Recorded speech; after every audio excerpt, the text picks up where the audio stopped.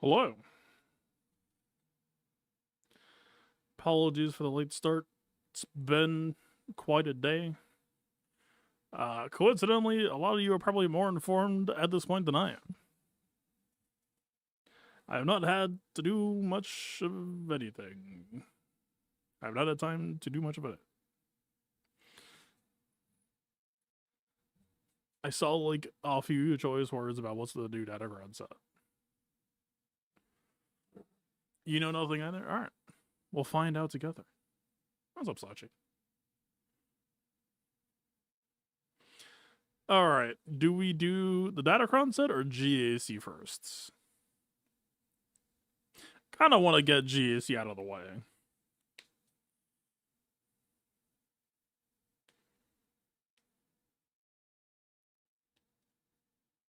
I think let's do GAC first, then Datacron set as a palate cleanser. I think so. That sounds alright. Yeah. This will kind of be the moment of truth night for me for this season of, well, assuming they post Balin. Do I feel like off meta versus Balin is worth pursuing? Or am I going to be forced to take alternative means? Yeah. Let us just see.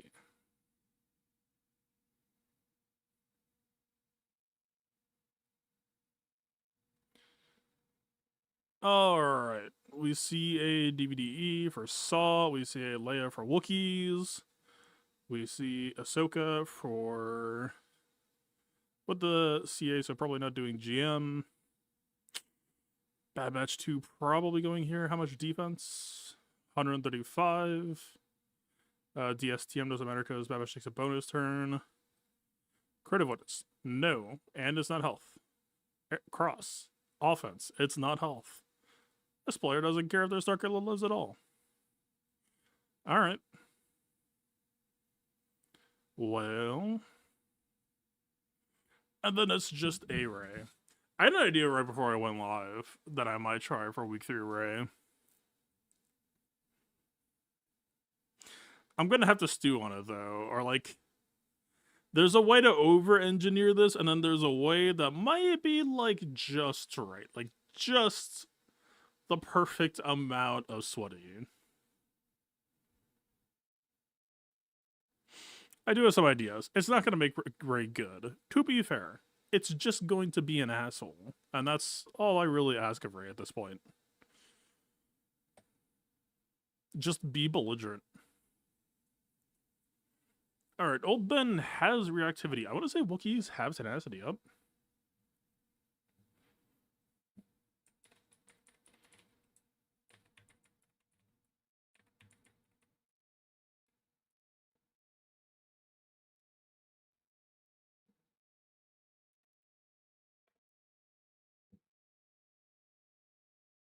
Yeah, we do get tenacity up. Huh. I mean, Ben gets 5% TM per. But it's whenever it takes damage, so Chota will push him up to like 35.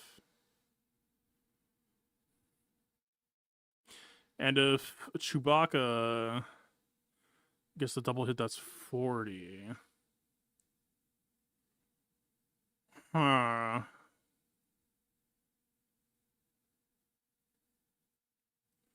Do I ever just try the 3-man? I don't think Chewbacca is like doing terribly much here.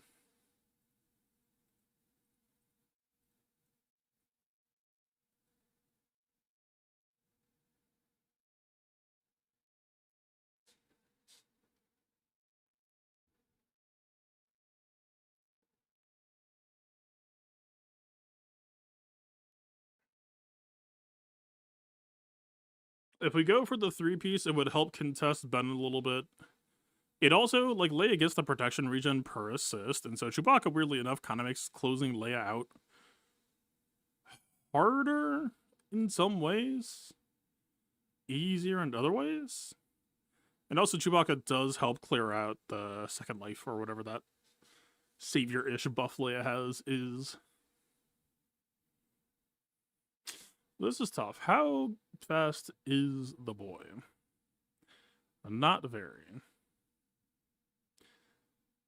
I am inclined to think that I might go first. It might be fine. If not, this is going to be a shit show.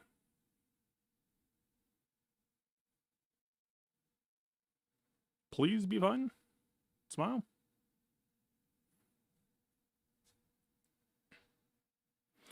Oh, we'll start off with the tone setter. If this goes to shit, it's going to get weird. And then the Bad Batch fight. If that goes to shit, it will also probably still get pretty weird. And then the Balin fight. And if that goes to shit, that will also still probably be pretty weird. If there is a Balin.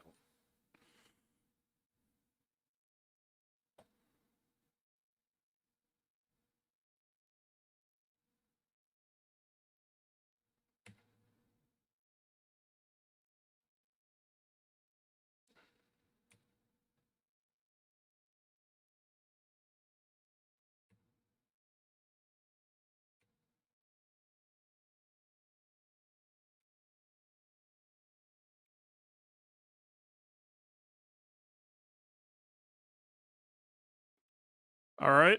Yeah, they already have Second Wind. Damn. Do I need to nerf my Chodo's damage? Maybe. It could be a Relic Delta moment too. But it could also still conclude with, yeah, you need to nerf his damage. Yep, Second Wind did what it do. Alright. So, what does that mean? Where does that leave us?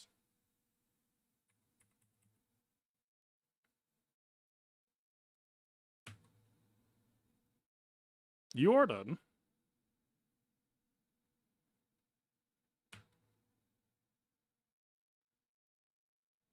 Mr. Useless earning his namesake.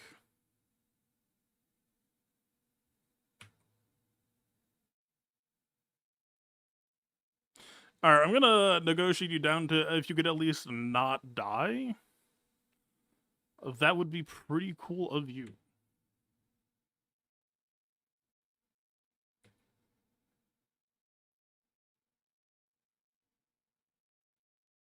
Alright, I see. You drive a hard bargain.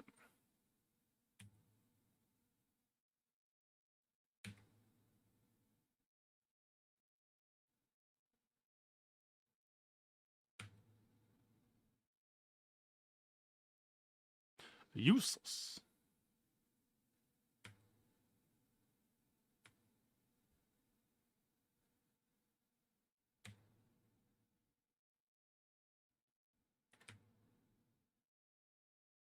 See, that's not revive prevented. Which is a bit unfortunate.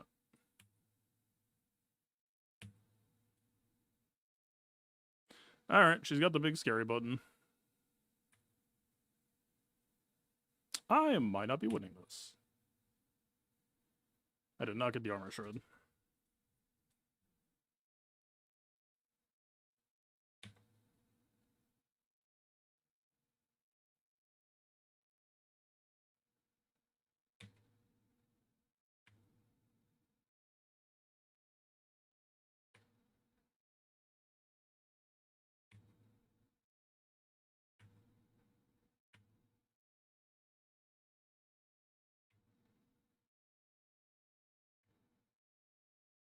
Did not have a frenzy proc back.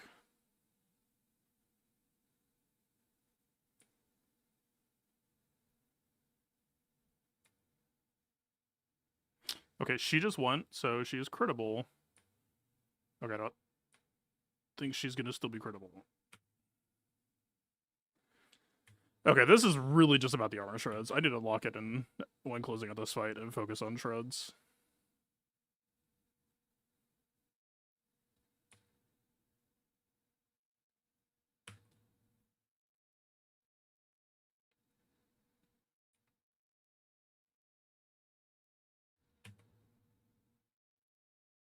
Still?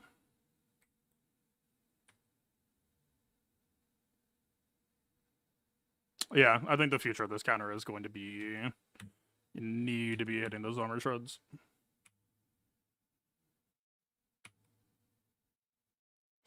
Like, this does not really shake my confidence. This just means I need to stop being lazy and kick it.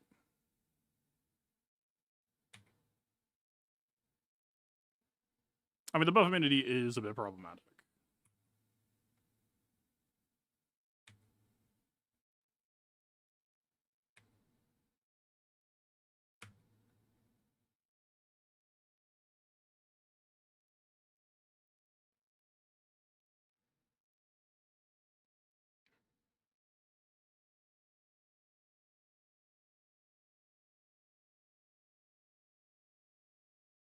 All right.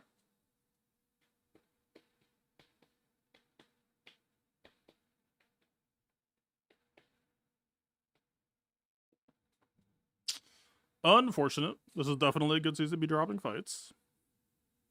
Tone setter number 2.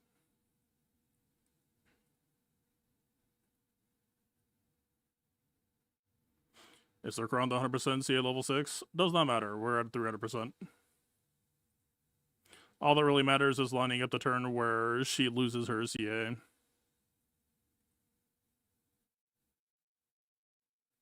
Yeah, doesn't matter. Even if it does, we're still critting, as long as we have advantage. We're just trying to line up Zalbar with advantage against Leia just went. Maybe it would be good to, like, memorize all the Wookiee turn meter sources just so that we can deliberately try to sandbag, but some of Leia's kit makes it impossible not to gain turn meter.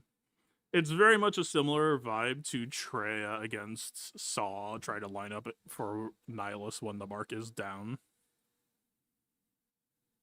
Very similar feeling.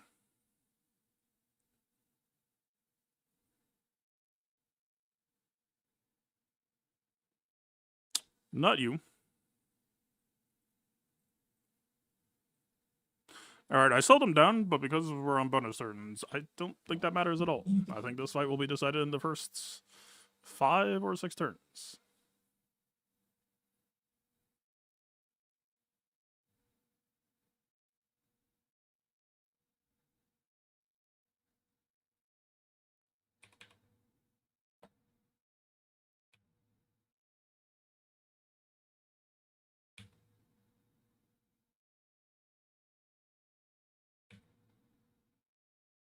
Yep, that's why you mod your Star Killer correctly.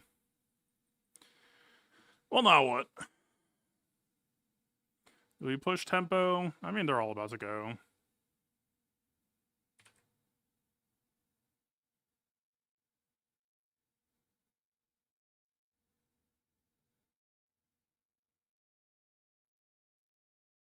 I mean, we don't really care about visas because that's not SK-Cron. That revive has been prevented. Batcher turn sucks, I'll just waste it on Barris so it doesn't count for bonus turns.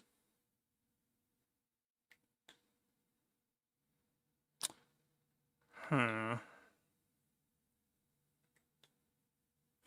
For the shred, I guess. Why not?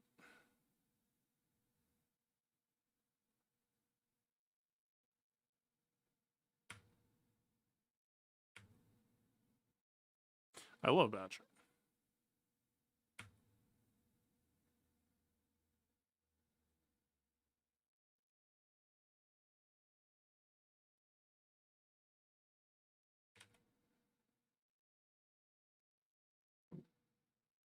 Yeah, so I wonder if Batcher, if I had marked with Batcher there, would it have re-upped? I mean, there's not that much to lose. Like, you are just dead. And we get to do this now since we don't care about Mark. So Wrecker is a better tank.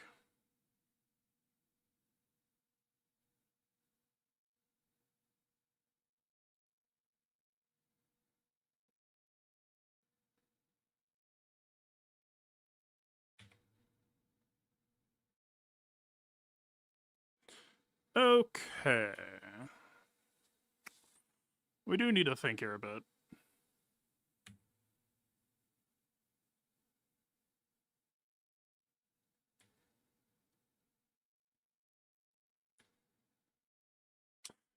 Bad Batch cannot slow down to save their lives.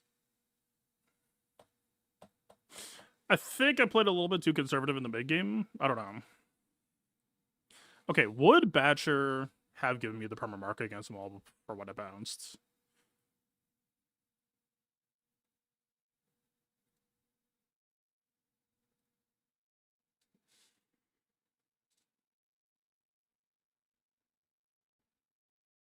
Possibly, yes. Okay, so that maybe was a misplay.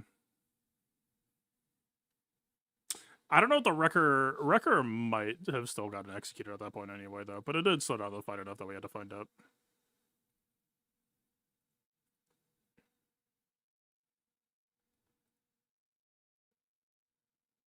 I mean, is there any real takeaways? I need to bump up my crosshairs offense in case I fight better Star Killers.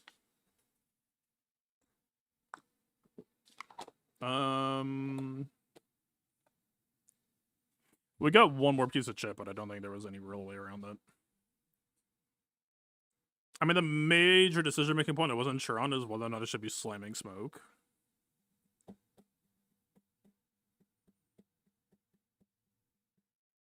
The one issue with Maul slamming Fury after you go into captive is it cuts down your counter by 5, and you're so lethal that you don't really get a chance to stack TP.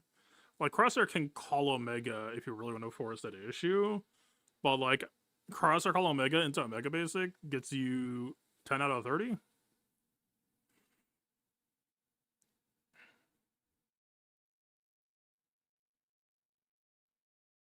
I don't know. I'll have to try that fight again next time. I'll make sure to do the Batcher market just see if it flows any better. I mean, I don't know if there's ever a world where you can just, like... I mean, no, if you raw mark Stranger, he's just gonna shake that shit off. So it's only 2 turns. Okay, but also, the Stranger clause of, like, no, that Batcher mark is not gonna matter. Because Stranger's assisting with alert, and Stranger has the clause of... the person who assists cleanse the person who was assisted. Damn, I went straight to that. I did not actually know where that show was. That was just lucky. So even if we Batcher marked on Maul, and even if it counted for the bounce taunt, I don't think that would last at all. We'll see. Hard to say.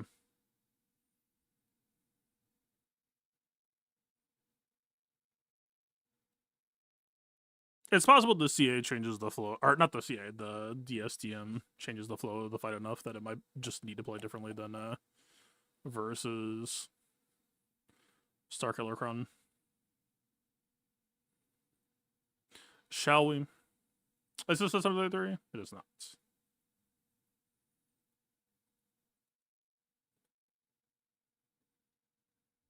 Alright, bud. Let's have a chat.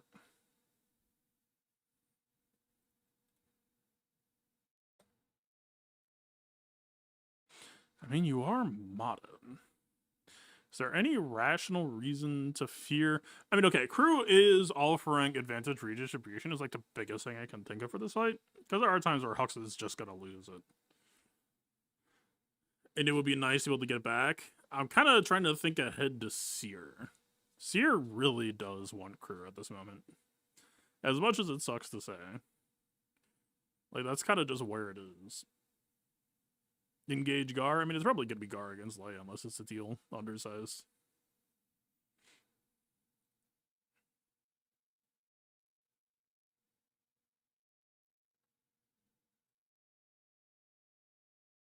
Basic reset. Do 12 defense. Blah, blah, blah. Do we just try Dark Ray basic this time, maybe? There's no Hondo to need to worry about the stealth. Maybe we just do basic.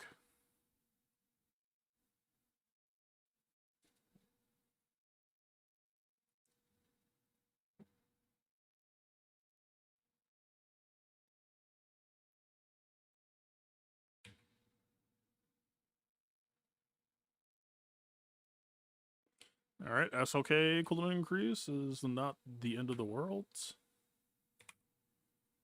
Just park on this for now.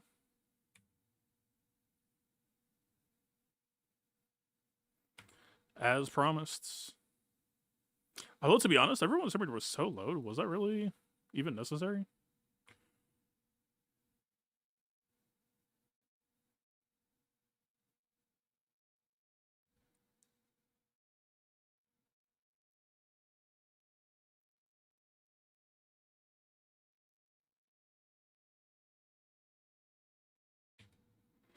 1 turn, so we poke.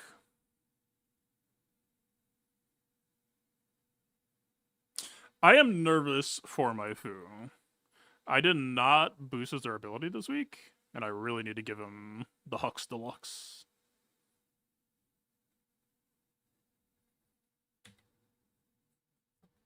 And I also probably need to make my Hux better too. But like, look at the difference between my Hux and my Fu right now. That is what the build difference gets you.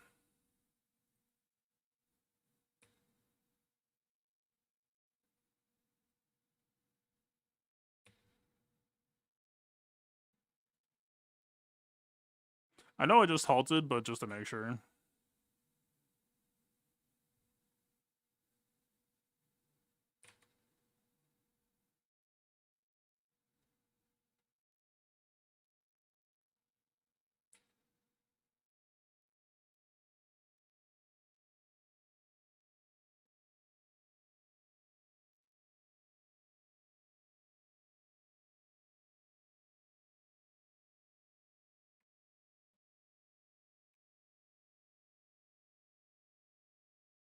Okay, isn't Ray supposed to have her AoE when you ult?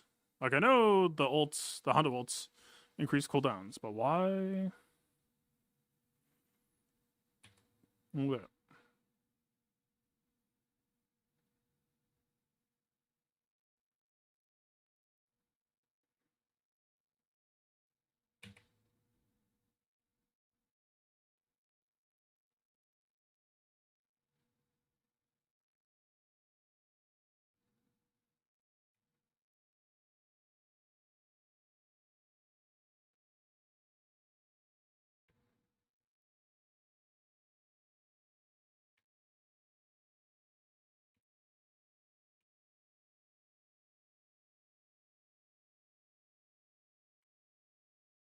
Alright, scary moment. But it's not scary, because there was some 33, so Hux just gets advantage back immediately. What a fucking chump.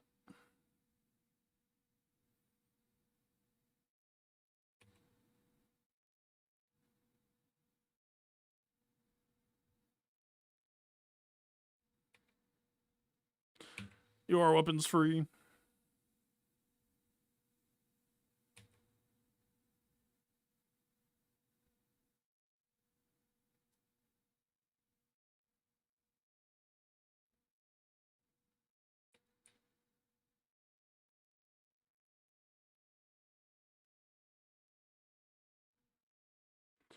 Frankly, Vayne could probably unstun at this point. It would not matter terribly much.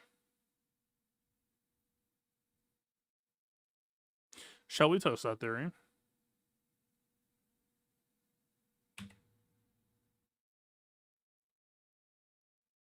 The way is crew and stealth. What's up with that?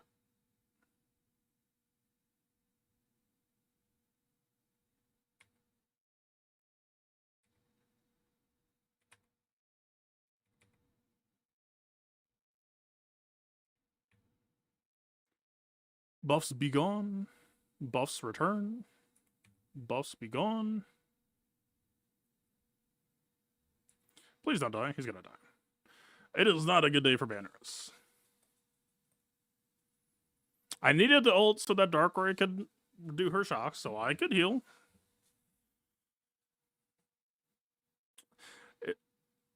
I am not in tune with this matchup enough, but I wonder if you were to accommodate and get comfortable with this matchup enough,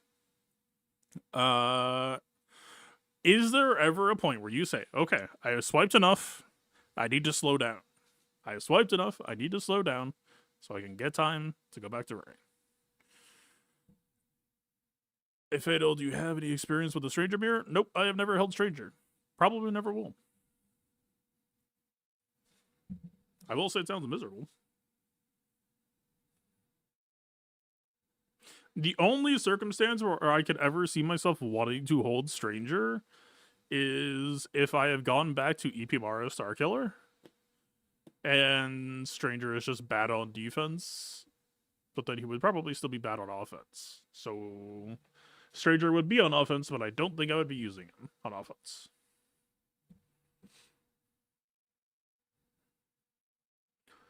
Alright.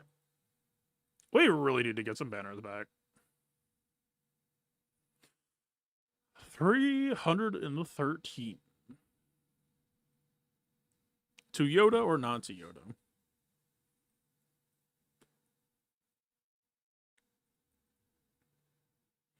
That is kind of the question of consideration.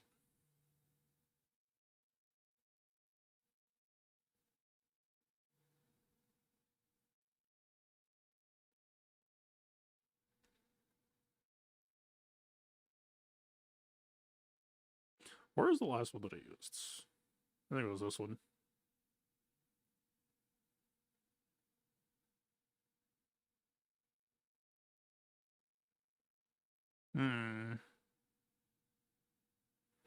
Call it weird, but I actually might kind of value the offense this time around. To respect the General Kenobi. We got a lot of accuracy on our characters, so Sortie should not be that annoying. Knock on wood.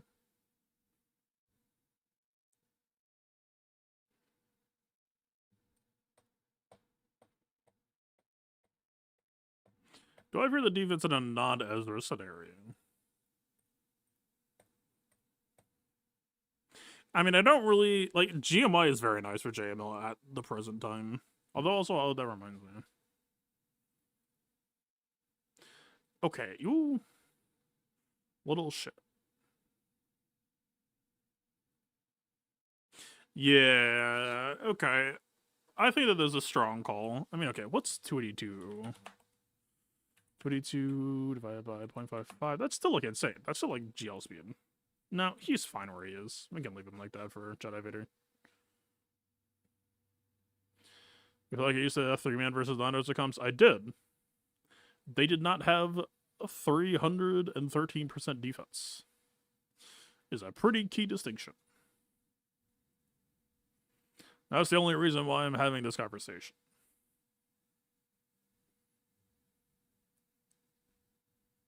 I feel like he's not needed. We do have Armor Shred. What else? I mean, it's really just Cal. Cal is the biggest concern. Maybe we just shred him first. But obviously, we kind of have to deal with Kenobi.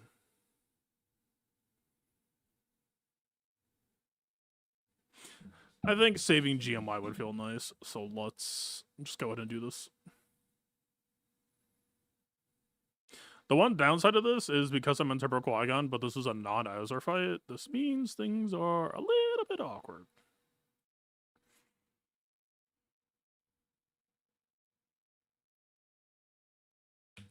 I mean, it's got to be you, Stagger.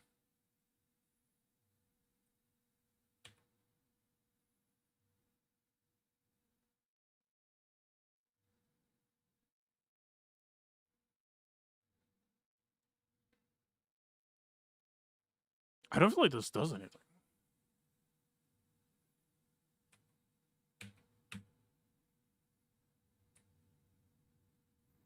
Galwicus feels weird. Isn't Galwicus like the entire reason for Sortie to be there?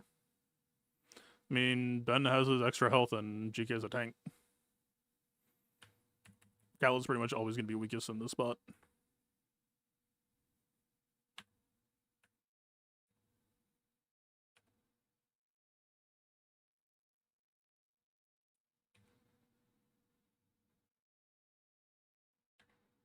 Goodbye.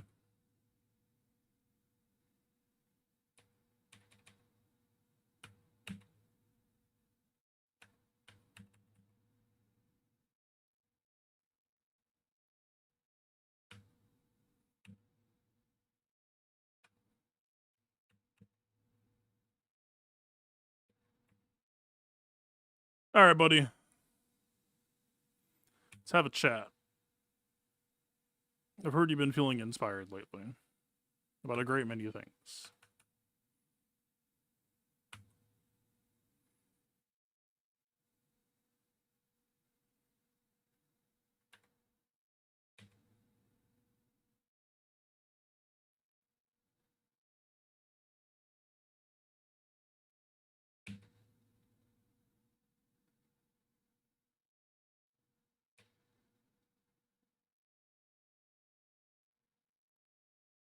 I call that pretty inspiring. Personally.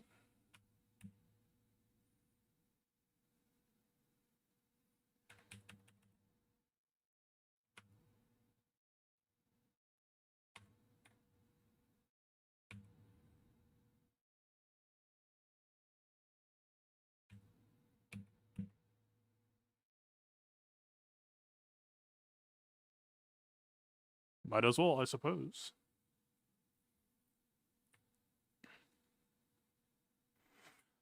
I am not entirely sure Cam needed to be here. We're kind of just doing it to him.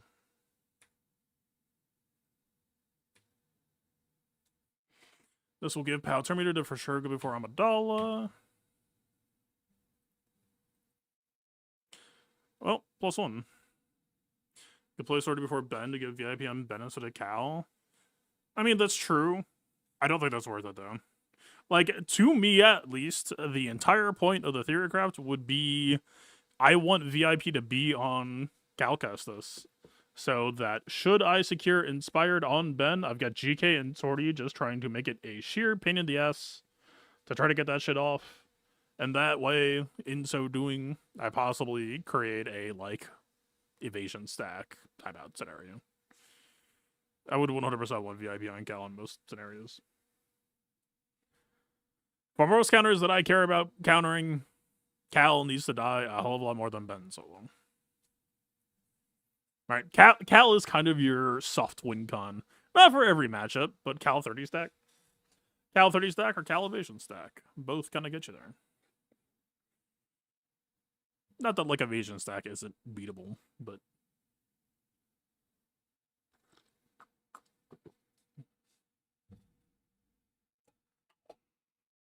I mean, to be honest, after the Andor era shit happens, which is just 2 R10s, I feel like I'm probably finished with doing all the R10s that I consider to be, like, pretty dang good.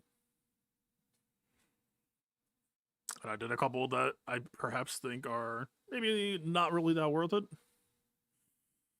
Like, if anything, this fucker might have been worse than better today. This did not help either.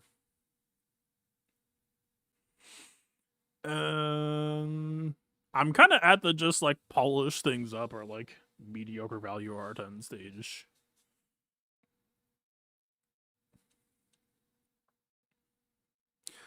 I guess if I wanted to be an asshole, there are a couple of tanks that I could do just to be belligerent. Scourge would actually fit that bill, weirdly enough, for a couple of things. I am pretty sad that this... I felt it in my bones that I was like, this is gonna be it. It's Paz's time. I mean, fucking hey, for all I know, if it is GL Mandalorian coming, maybe Paz will have a say there. I have a sneaking fear that it won't be. I don't think Paz will ever get a team that realizes his raw actual potential. Not a light side Mandalorian anyway. It's a shame. But yeah, it's like, I don't know. Should I R10 POW for accuracy? No, not really. But I'm running out of better things to do that it's like, fucking, I don't know, man. It's a margin call push to make him more durable against Ben Solo as well. Like, why not, I guess. This could, like, backfire very badly. But as of right now, my spirit's not really built to...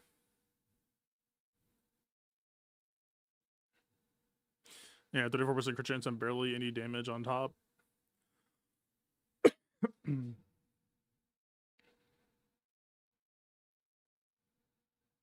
I don't know. I don't think Great Mothers... It's an R10 Ezra as well, so that creates an extra 10% CA, so it's effectively 90% CA.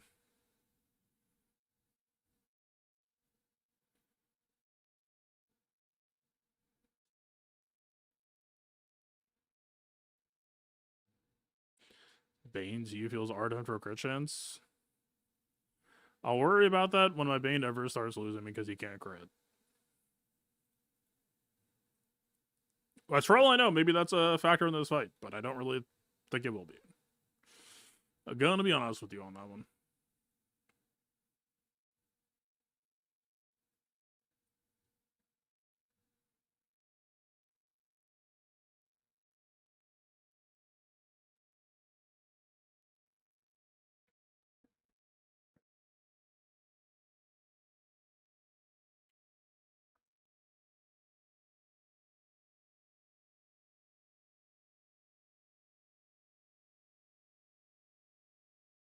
Well, hopefully the off-minute counter to Balin works.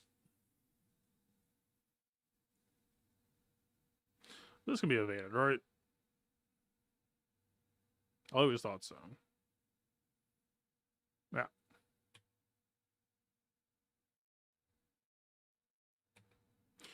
I believe it should be you, right? I believe you are a better damage dealer than Sabine at this point, given the bug fix.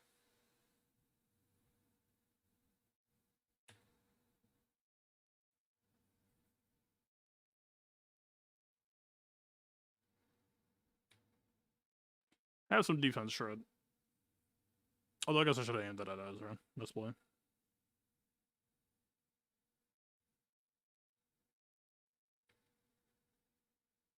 Is it good or bad to be deceiving? Okay, that did nothing.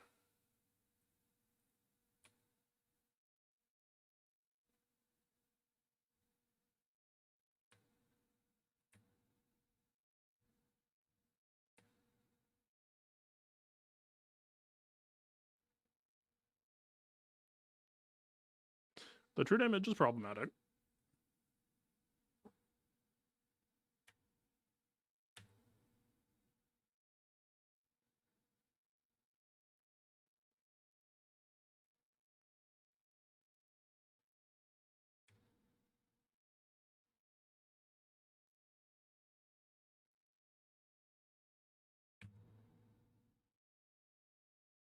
Progress.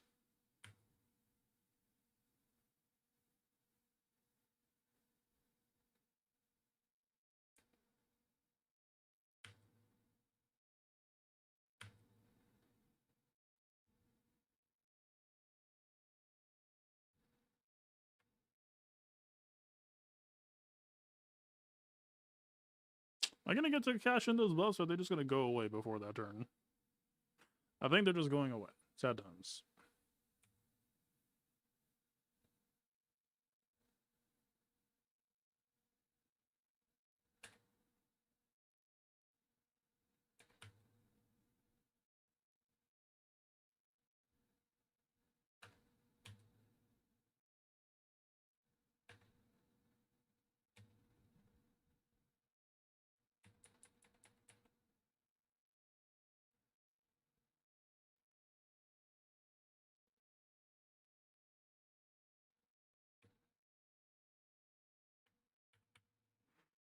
Alright. Yeah, it's like, this is like one of the worst CA scenarios you could possibly put Bane in right now. And it just didn't have an impact, so like R10 Bane is just extremely low priority. Like, is his crit chance low enough that he wouldn't mind a little bit of extra help? Sure. Do I feel like I am being checked in that respect? No, not really. Bane is just kind of fucking dumb. I have never fully learned Bane's kit because I've never needed to, because they printed a busted-ass character.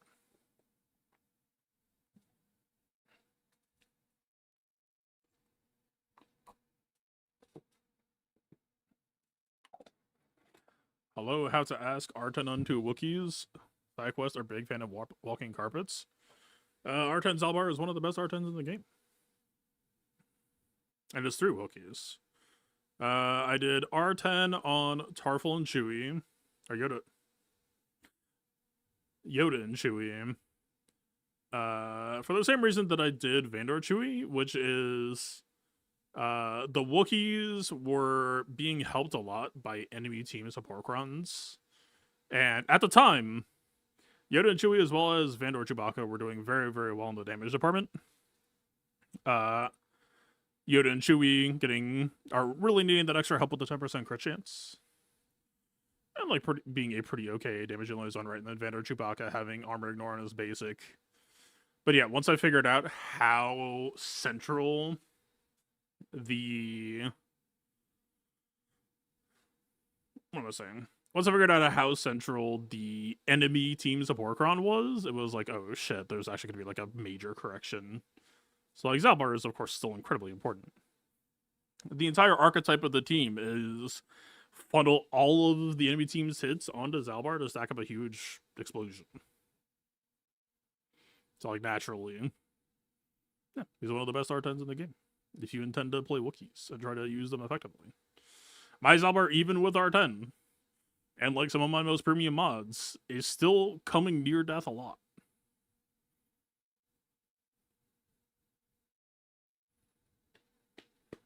Yeah, if anyone sees any R10s on my account that they think looks weird, there is always a very clear explanation like that. I don't just do shit for no reason. Alright. Moment of truth. Am I fucked? I used C-Bane and did the other, or used the Jabba on defense. So,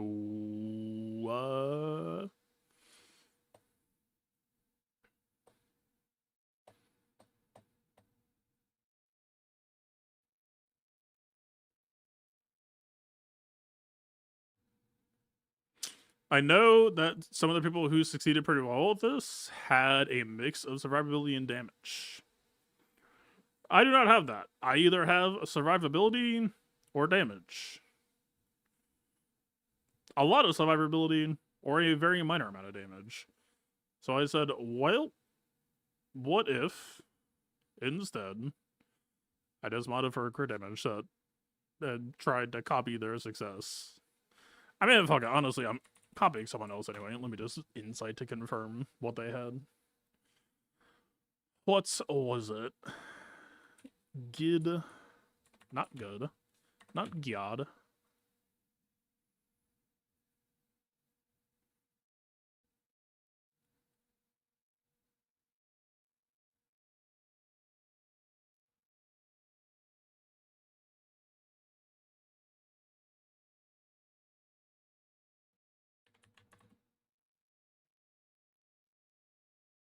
Yeah, I would really like to not have to SLK this. I mean, there's also the thing of Bad Batch. I don't know. I'm pretty content with doing Bad Batch against Stranger. Like, I don't know who can really beat Stranger who's in a similar price bracket. Unless there's just a less important, more expensive Stranger counter. I could pivot that way. I'm kind of content to just bet this round on this working. Alright. I'm not good at this. Alright, enough yet. What the fuck am I doing? Balin, Hondo Dengar.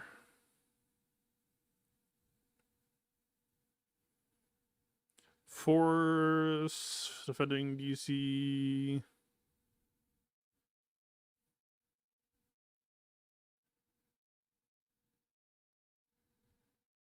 I mean, I'm not really doing anything different aside from the DC stats. Surely this will not backfire. Yeah, like literally all of the winning runs have enough.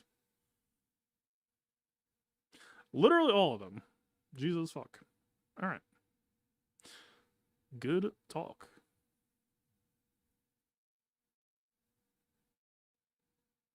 And I'm also a little bit wary of like, okay, what if X or Y gets handcuffed? What does that mean? Like, even if this is plan A, Hondo being Hondo just makes me so fucking nervous. I don't know. I've been burned repeatedly trying to trust DTMG already. He's lost a lot of goodwill with me.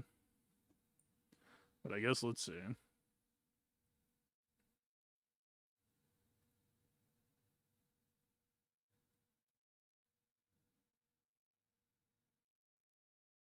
That's what I was worried about. Do we care about blind or do we just go for it? Kind of feel like just going for it.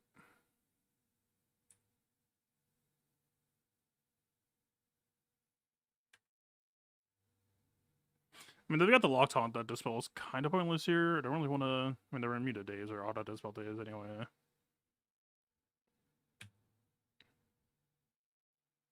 This doesn't dispel, right?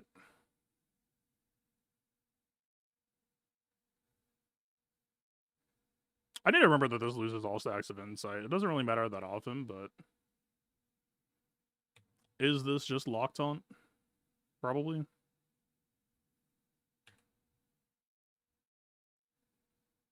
Damn. Shooter shoot.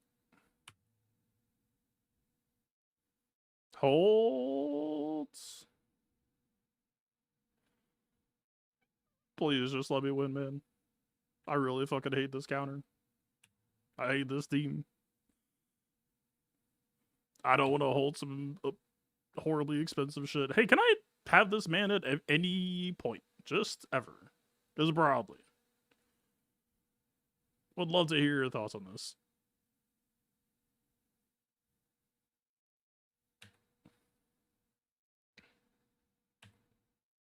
Please leave. That's not leaving.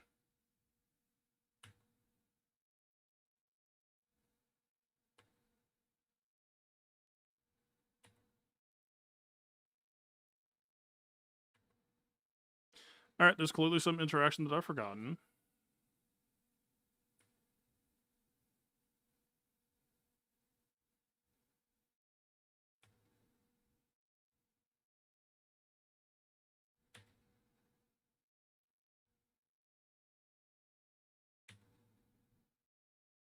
He did the thing he was here to do!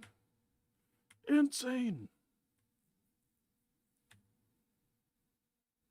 So America's providing healing per Soldier of Fortune stack, and they were healing off of that, right? So now that he's gone, you're just gonna fall over and die, right? Smile.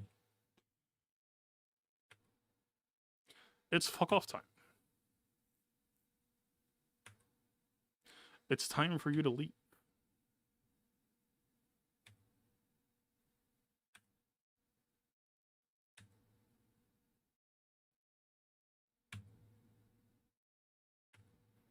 DTB is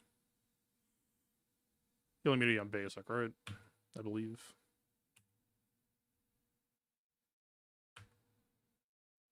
Okay. Well, I am probably going to be able to clear this board. Excellent news. What else is there?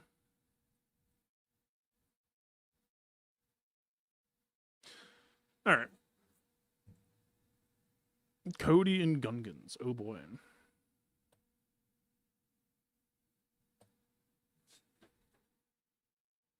Do we Satil cleanup or do we Satil undersize LV?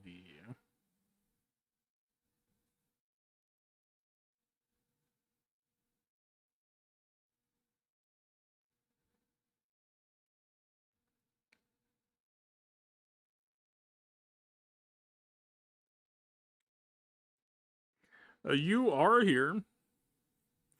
You do have a history of beating LV, but the banners are shit, and I need them to not be shit.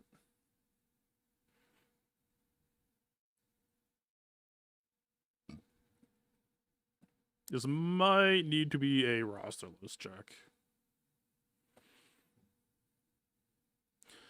Match planner.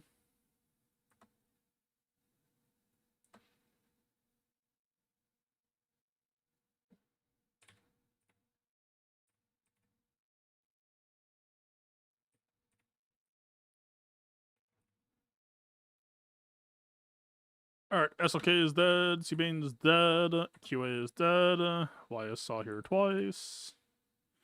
Why is everything shifted down? Dear God.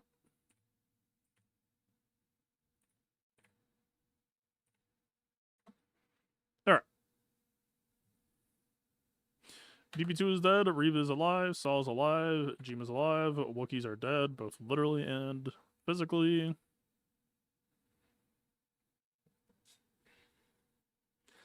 Alright, enemy teams. I know there's a Leia cleanup.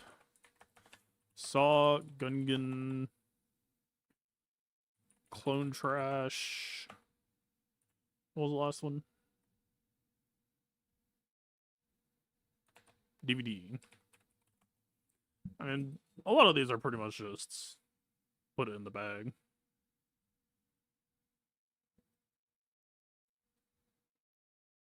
I don't think I'm going to regret having spent these teams here and not elsewhere. It is this. No, it's not. It is this.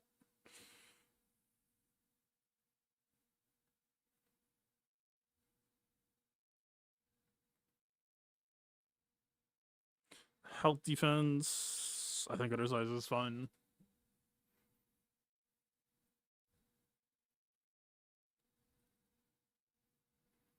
The summon will only have one boost of protection, so we can probably just easily snowball off of it then.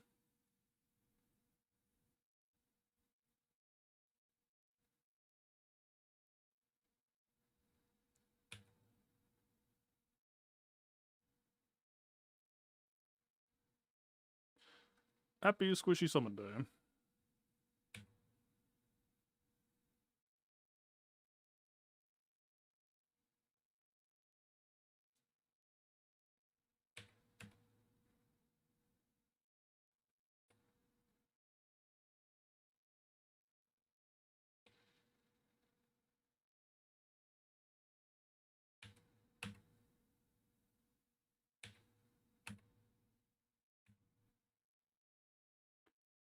Still feel like 67 is a possibility, but they literally never go. But they never go because you kill. So, like, of all the matchups where 67 seems possible, that's, like, by far the riskiest. We would need to make sure that we get multiple consecutive turns to set the chain up. And Baze kind of complicates that. Maybe you would just require really high speed on the others just to, like, try to lap. I don't know.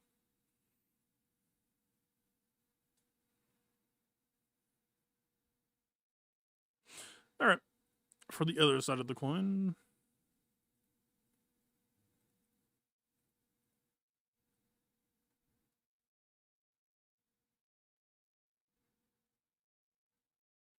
I see Kyle's face. I click it.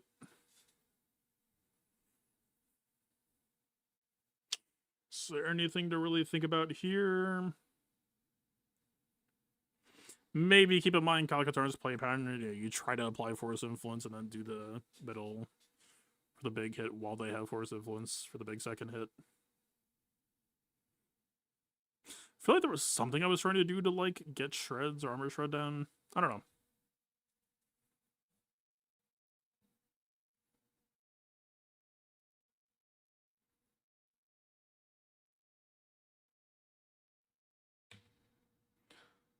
Might as well, I suppose.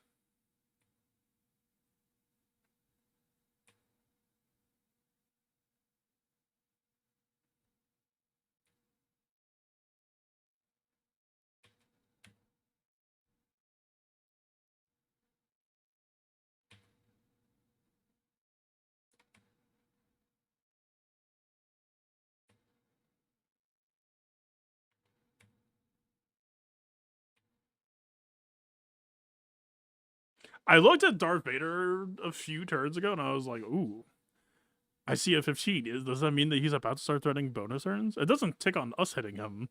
No, he was literally a one stack, just fucking sitting there doing nothing.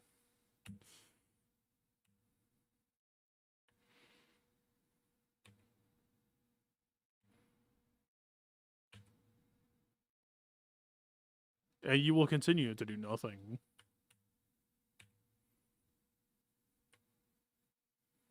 Except for maybe this turn.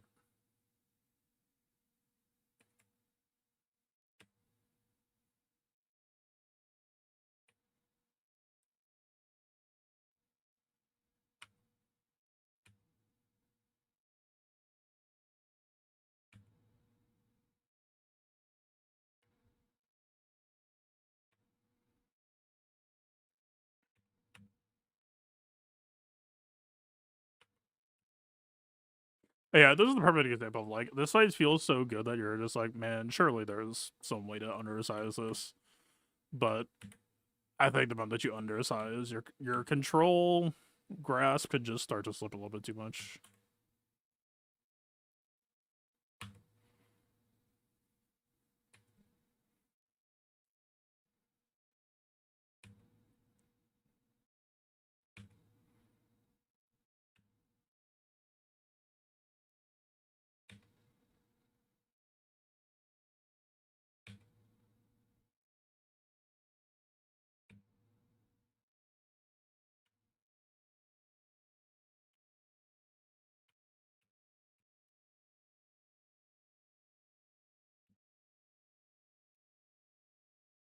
Thank you, boy. I saw it a few fights ago, but I don't remember if I read it. The Wookiees getting ACC games you have added on Zalbar. Yeah, Zalbar is modded for technically three things. You mod for defense, and you mod for crit chance. Like, you technically get advantage, but there's no promise that you're going to keep it mid-fight. You get crit damage, you don't get crit chance. So, you need the R10 to help you get to 100 crit chance. You need the R10 because the third stat would be health. I mean, protection is also not bad, but, you know. Increasingly seems like, Wookiees just have better health regen. So, like, if you go for health primaries, you just stay alive for longer. But B, there are plenty of matchups. What if Zalbar gets ambushed? Talking about today. What if you're fighting against Grey Mother? Some shit like that. That Wookiees, I wouldn't identify them with health, but it does feel like health just tends to be correct a lot. So, you know, health is a third. But, like, for the Leia combo, you don't want Zalbar to be fast. Although, technically, today, maybe I did want it to be a little bit faster, but I don't know, on average, it's like he barely goes slow enough. It maybe is just, like, sensitive to whatever team Leia is running.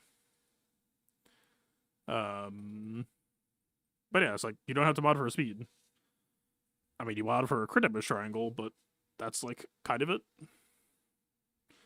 The rest is just defense and crit chance. And some bulk.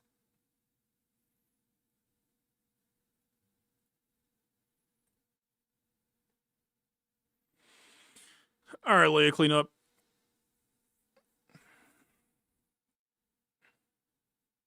Whatever mod for Zalbar to get guard. I mean, no. Like, yeah, you become immune to crits. Also, don't Wookiees, or like, doesn't he... There's some effect, I think, where you have to be critically hit.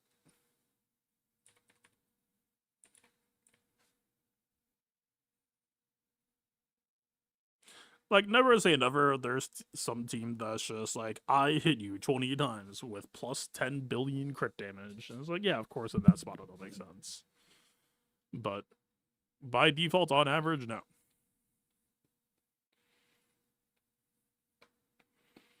Like, the gap between him and everyone else is just way... Like, you will have to... Like, your pace car is just going to be like Tarful for guard, right? So it's like your Zalbar has to have less health and protection than your Tarful. I mean, what's Tarful's all cool?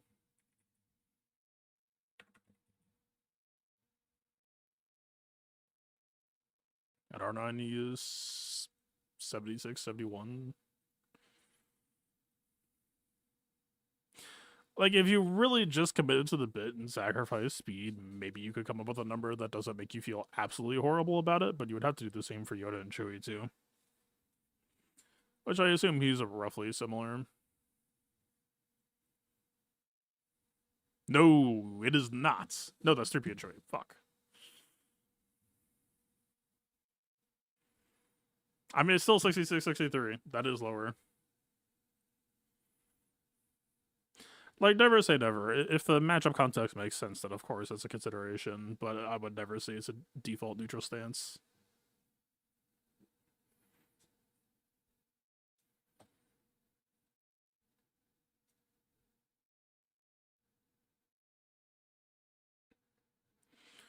Alright, is it you? You. I do kind of wish I just let Wookiees chill and just stop pressing buttons and didn't allow the revive. Surprisingly, the fact that 2 people revived me is that Zalbar, like Yoda and Chewie, must have gotten the other 2 kills, which is a little bit annoying. I don't know if these chuckleheads run the possibility of, like, spoiling a mall cleanup.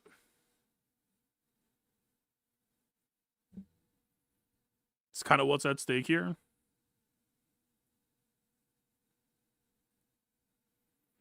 I mean, there's what, 4 teams?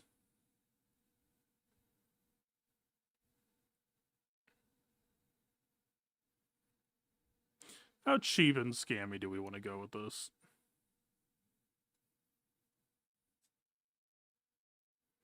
I mean, it's 5v5, so they don't get the armor shred spam.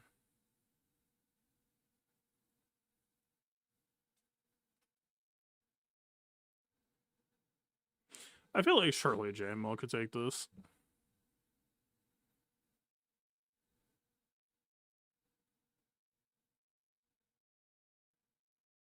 I know JML feels necessary for that Leia cleanup.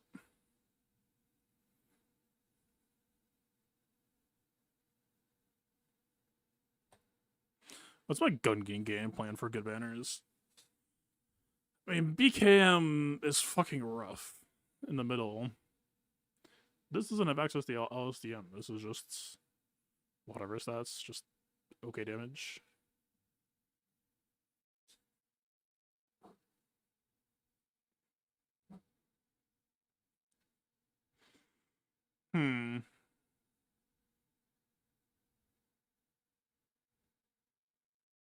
Okay, I didn't do the actual team, like, assignments. Alright, I did a fight. I did 2 fights. Gungan, Clone Trash, Leia Cleanup, and who? Who am I missing? Oh, LV. I mean, W is assumedly just a teal.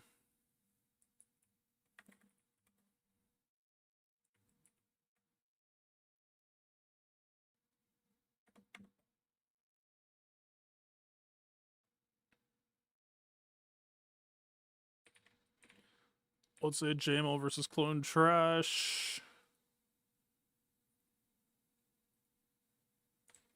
I forget, is it Rex lead? No, it's Cody lead. So they don't have reactivity. What is actually on that Datacron?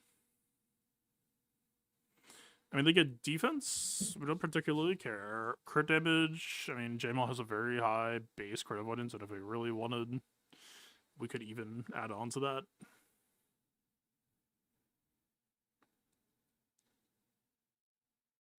We could also just open up CA. It's not Rex lead, so it doesn't get terribly punished.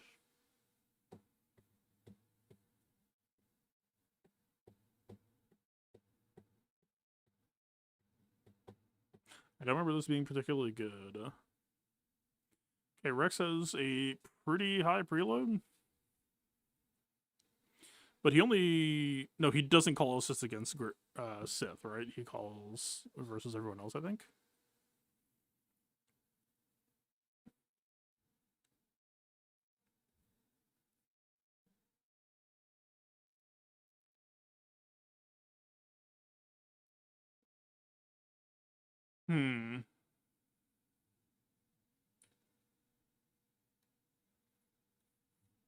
The joys of attacking first. We just need to be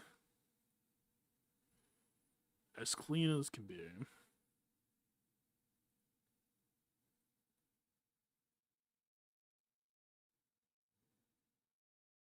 I don't know that you have a role today. Unless it's like somehow Gungans, but I don't think Afra loves debuff matchups. Maybe it's Afra versus Leia, actually, now that I'm thinking about it a bit.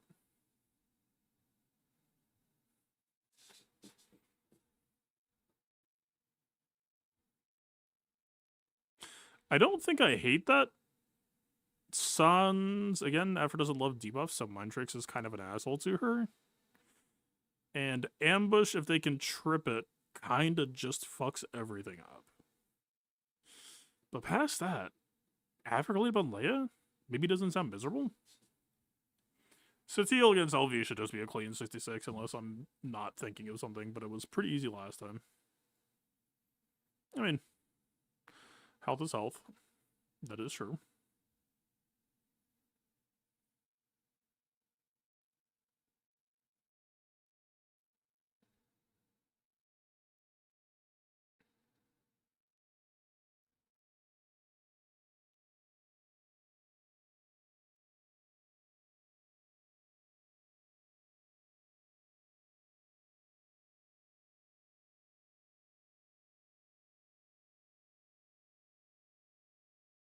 Alright. We have what? Let's put this down. Sateel versus LV. Afra versus Leia. Jamil. Why did Afra not move? Jamil against clones, leaving Hoover Gungans. I did Malgus Bane 2-man. The Bane is pre-indisposed. Oh yeah, y'all are. Wait. Oh, wait, the fucking. Okay. Are these the Leia killers? Because the Jar Jar starts with 200 frustration. I don't think you could just like insta the generator, right? That seems unlikely. Surely they can just fucking mow Leia. The only possible concern is like maybe it's a lot to ask of like, what if Ben's on a bad preload with mind tricks? I don't know, man. I think Bounty Hunters just crush that. All right.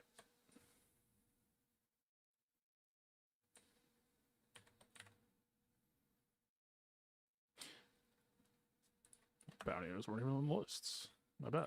I guess they have had other jobs lately.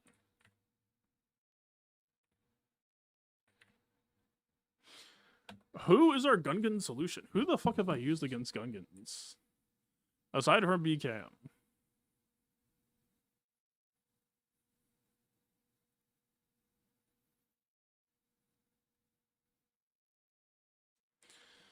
BKM, Treya, Riva, of course, the usual suspects. I did a GM once, but it was 60 banners. That sounds unproductive.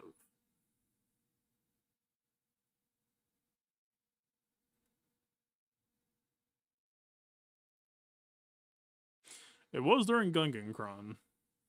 And ironically, it was during a Nightcron season.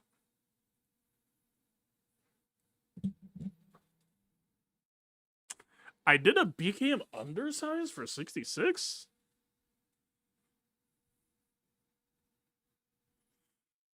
Okay, let's chat. Hi.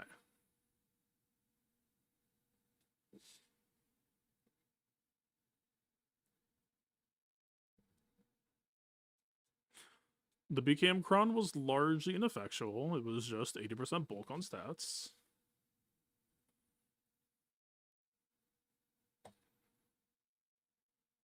This was just this shit. Okay. We had the semblance of a gift from the past. What did I do? Bam. I mean, you cut IG12, right? Because you have to have Ojibo for the banners. So it would be this.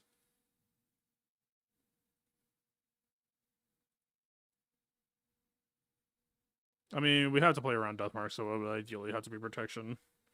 That's the Datacron. This is not LSTM. I mean,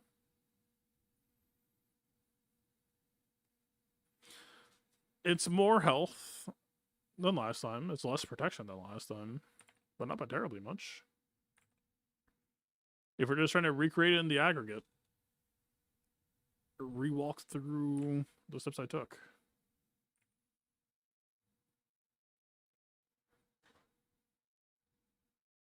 I kind of hate this on some levels. Just, it's fucking Gungans, man. Like,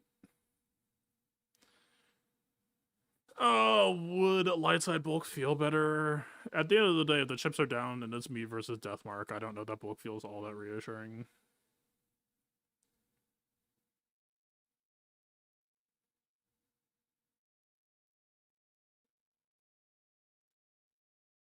The nice thing is for IG12 being cut, it is just going to be a BAM into BKM type beat if I do LSTM.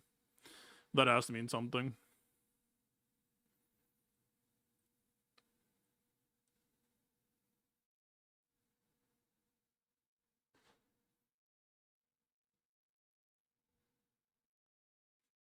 What is Ancestral if not a bulk Datacron anyway?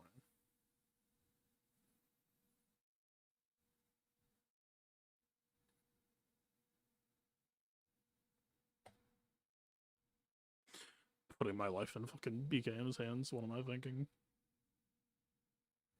Why? Why? Why? Why? What?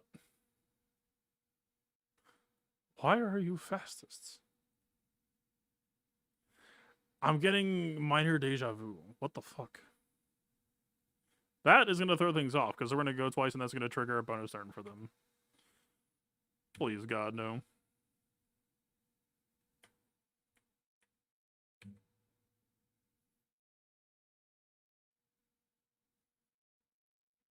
Is it time for the finesse? Do we just take the AoE? The AoE hits the Jenny. Do we just do this to play around Deathmark? Just say fuck off in advance? Yeah. Alright. Deathmark is dead.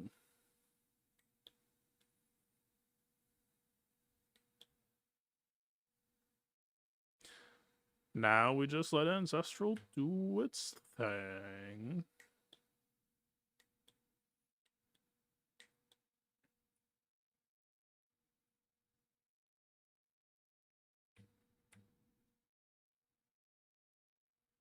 Now we just stop getting poked with the fucking stick.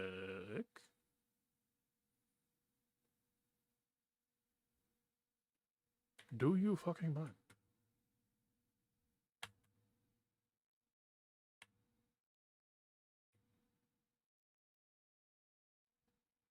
Pause, pretty good unit, man. I gotta say.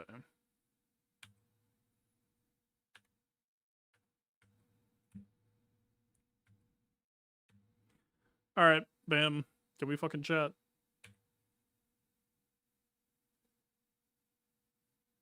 Please? I am running out of people.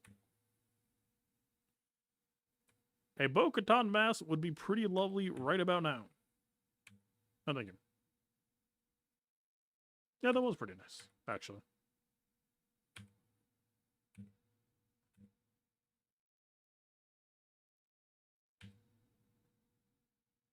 Okay. Tool for the tool belt. That was already there and I forgot existed.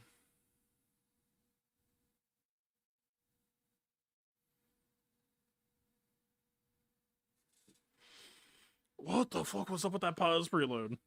What incarnation?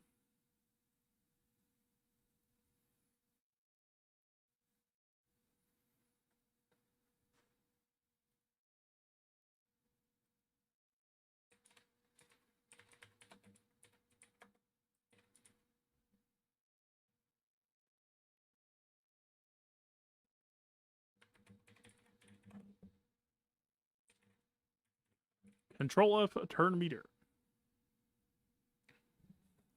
Whenever he gains 10% turn meter. Or is it with a depot that can be dispelled, he gains 5%? Was that 5% enough to put him over from like a pre-frustration stack? Surely no.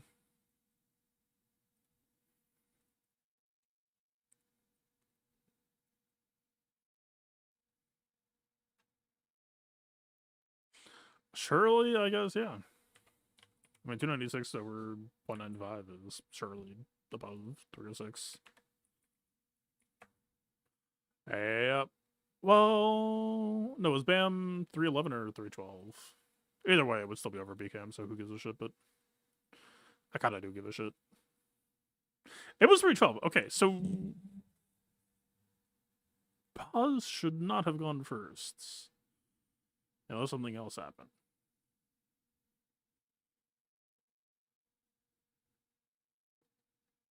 Weird. Let's keep that in mind. I mean, I don't think the pre-taunt gives him any overheat. Man, I wish I had training mode. This would be a perfect example of a time to use it.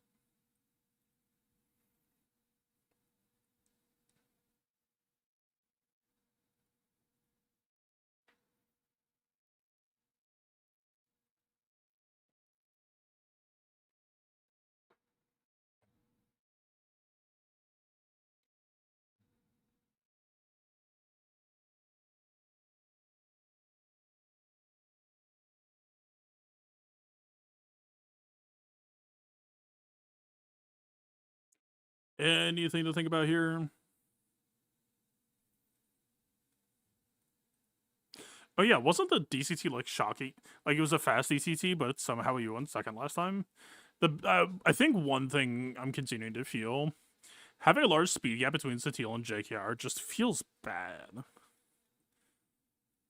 Like if a DCT is going second, I would want to be just like a 1 speed gap between the two, so that like, okay, swap, AoE mark, right? Swap from 330 to 300, Dispel leaves a gap. And by all accounts that I can see, I don't know why the fuck DCT would not go first. Like, the man is like 390. Why would he not go first? But somehow he did not, so I guess I'll keep an eye out for that this fight.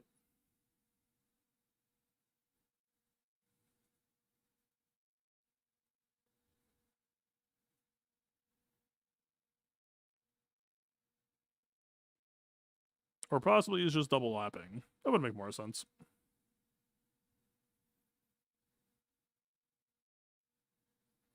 I mean, he's nowhere close to lapping here, though. No idea.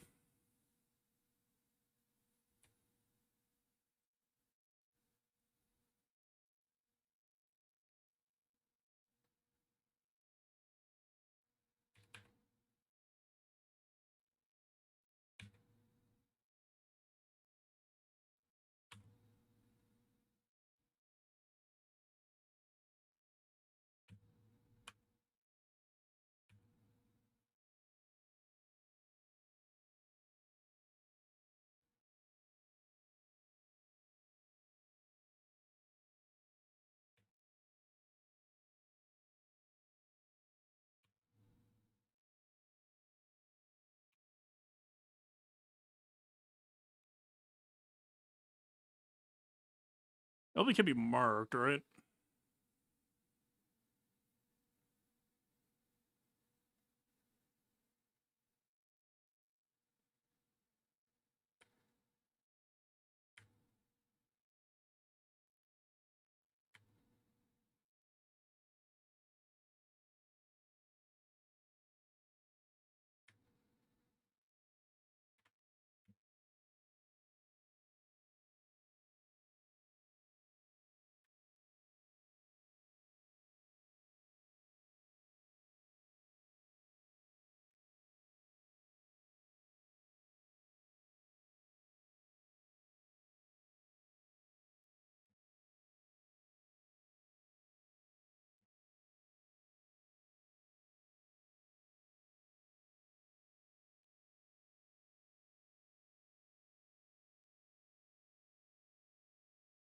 You did live that.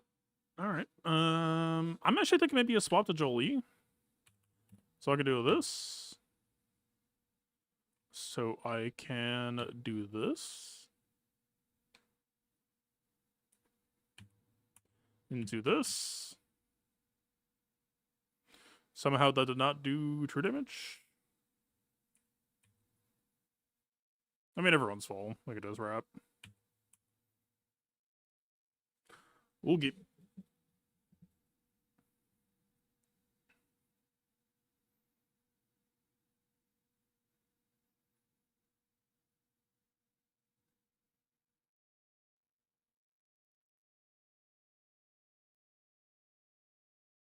It only protects 5-0 first.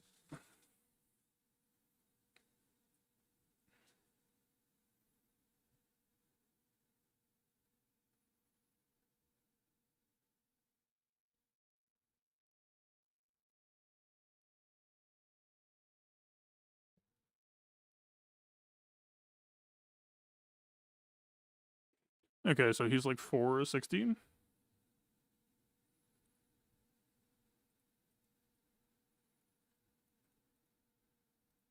Fuck, man. We're 1 week away. I'm ready. Well, I'm not ready, but I'm like, I'm ready.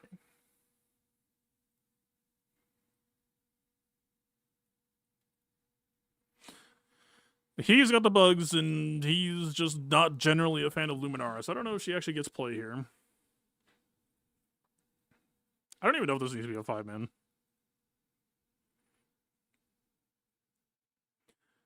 To be perfectly honest about the matter.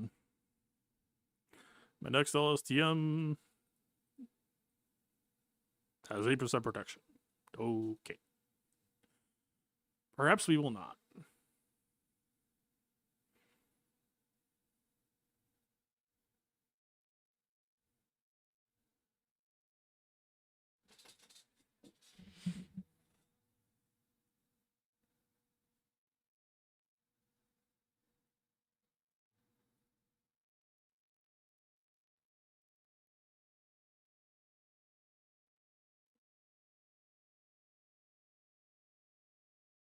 Oh, he only revives pirates, right?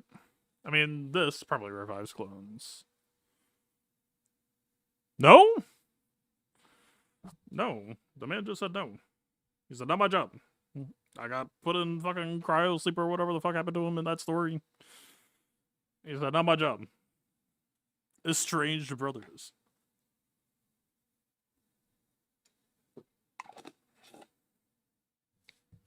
Cody never heard of him. Alright, so how do I go about this?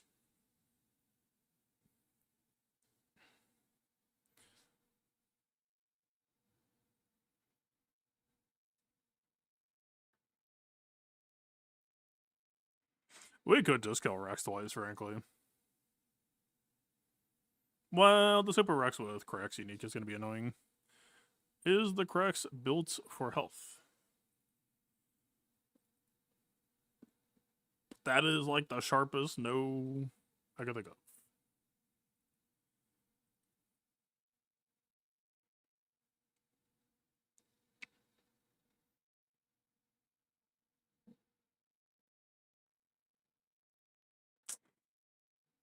What's your number? Okay. I think I'm gonna make you go boom boom now.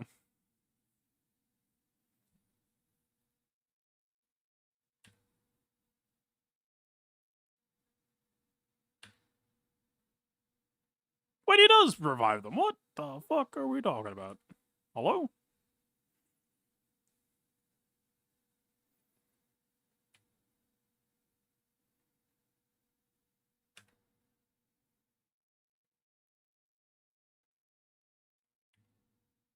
I think my JKL is too slow for this. But I'll give it my best shot.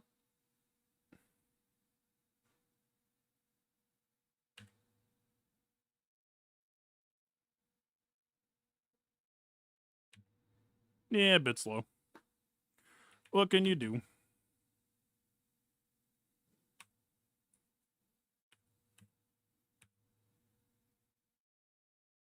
I feel like nobody has lessons.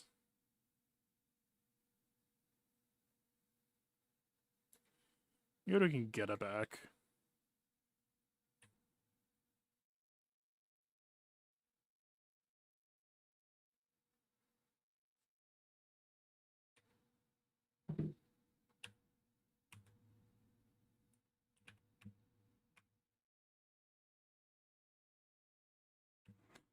Man, I kind of wish I had Luminara. She's quite good at these sorts of things.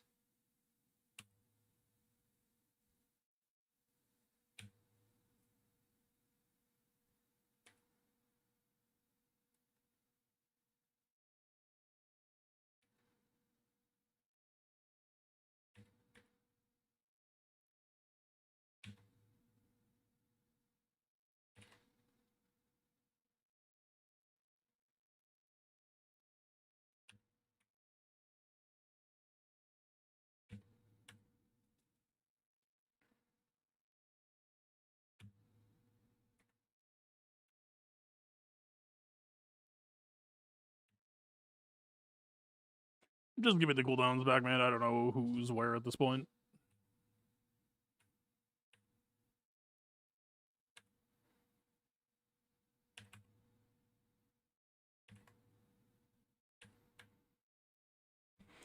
Alright.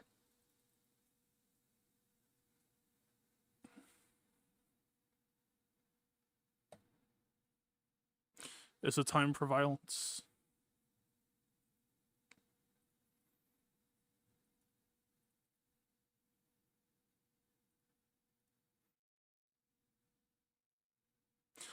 Just 4 cold-blooded killers back to back, and then a nitrous booster in the backseat. And then a Datacron that says, boy, I sure hope you don't try to protect yourself, smile. Okay. I like how it's 80% offense, no crit damage, so even if she stacks her CA, I just say, I don't give a fuck.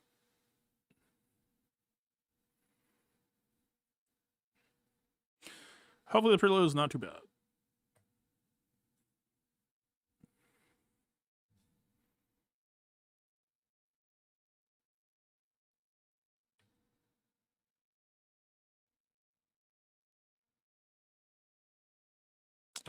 Probably take a shred, right?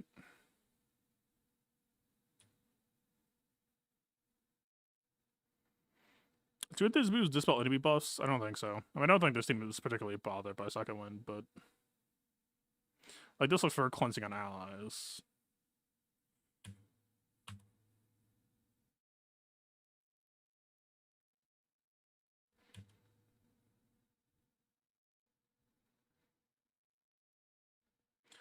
Ben Solo is trying his goddamn hardest. Extinguish the flame. Fucking second wind.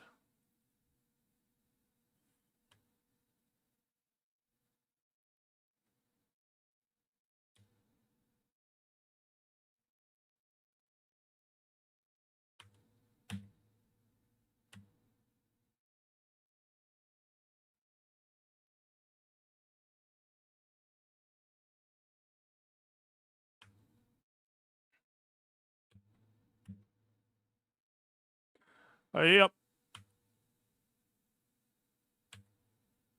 Rather violent for an overkill squad. Well, what can you do? This probably could have been on undersized, huh? Well, if I lose by one banner, I will have learnt my lesson. That's a bloody king. Watch more GAC than you actually fight GAC. Although I suppose unless you're going to be a multi-account maniac, that's easier to hit than it sounds, perhaps. Because we're capped to 1. CG needs to give us the like hourly GAC, queue that shit up, play whatever you want. Then we'll talk. Then we'll see where your loyalties lie.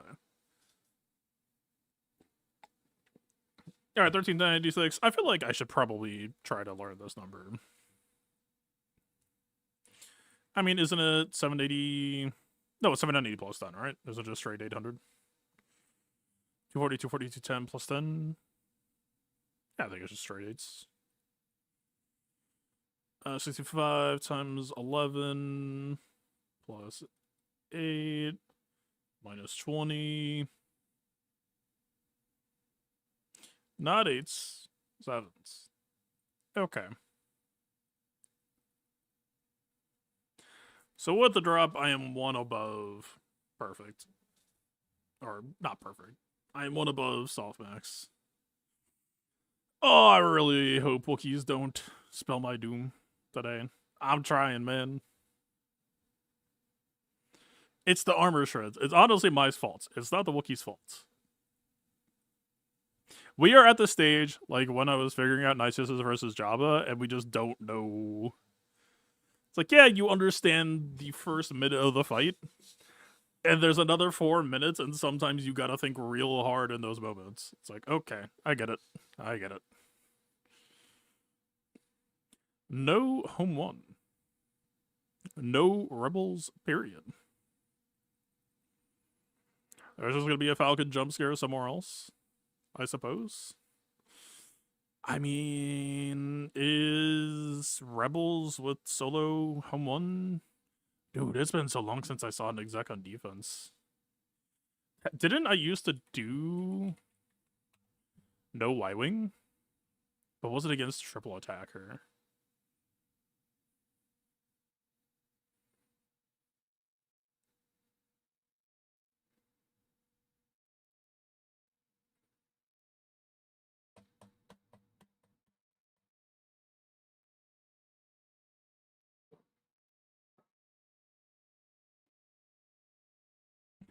Holy god, it is chugging. I guess it's looking at every single ship season, which is a heck of a lot larger than a 5v5 or a 3v3. Wait, it's not me. Why is it not me? Fuck off. That's why it's taking so long. Alright. Prof. Exec. Sort by banners. See, I was doing that against Helm's Tooth, yeah. 3A, that might be a little bit spicy. I think we just need to play a little bit more honest. I'm not trying to be too scaredy cat on ships, but that last mace fight fucking tongue twister. The last Mace fight was a little bit of a reminder that, yeah, there are still blind spots left in ships. Especially when it comes to the business of 77ing.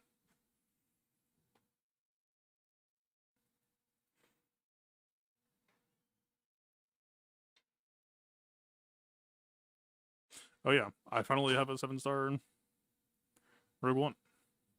Insane gameplay.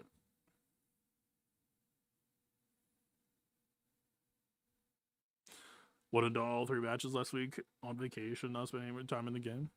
Understandable. I mean, it helps that you're not 03 for doing that anyway. Are you? No, it's if you don't join. So you were 03, but you were getting your crystals.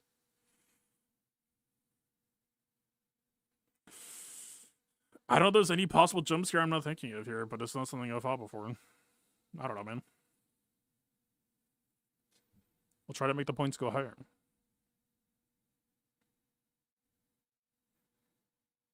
I feel like I usually was doing this. I don't think it's such a sin. Probably was doing this. No Falcon Assist, as you do. Outrider, that's a high roll. Didn't quite cash out, but Y-Wing can finish. I'll trust the basic. And now, I mean, surely it's you. It's always been you. Do you need to be here? I feel like an Outrider call would be bloody lovely.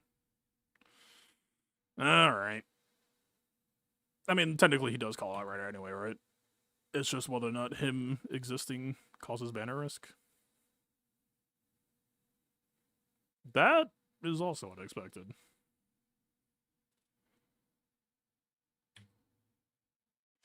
Would be cool to cash in on the healing immunity before it goes away.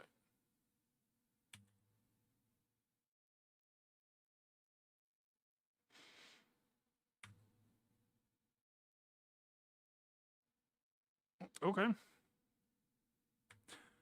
I mean, the Falcon wasn't assisting when I needed it to, but there has been some extreme fuck off with that business. Alright. We good. Just banked up bad RNG and then cash. Stop it, fucking. Falcon assists. No, it doesn't. I guess the. No, but Outrider is stupid. You don't even have to try. Okay, are we back to the scene of the crime? Is there any reason to fear Sith against Maze? I don't think there is. I don't remember there being. What's my banner record?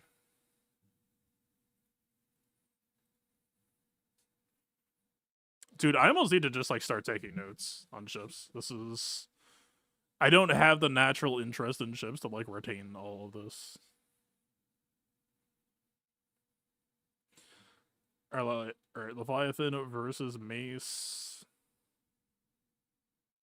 I got a 76 with Sith Assassin. I got a 76 without Sith Assassin. Well, that's not helping. And then we bring the Sith Assassin. The current running theory of Sith Assassin is a healing balm so far has not proven wrong. And then a Bounty Hunters against Malevolence. Have I gone Houndstooth 0 reinforcements against Malevolence before? They do assist a lot. Okay, again, ships. Punishing One, does he only ramp against light side assists? Or would this work?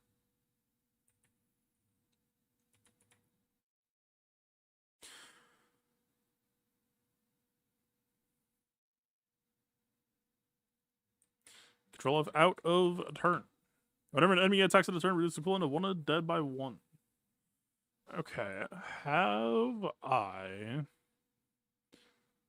done solo Houndstooth against Malevolence? Because I feel like the building blocks are there.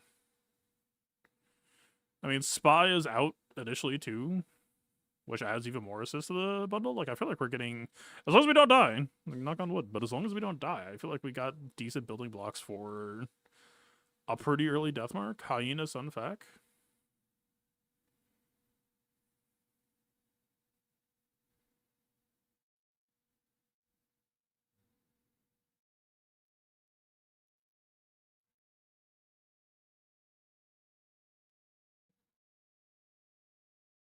What are you boys doing?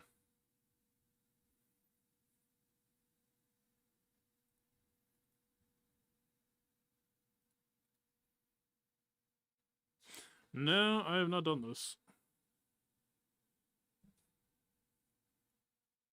Wait, I put it in the reinforcement column. I was...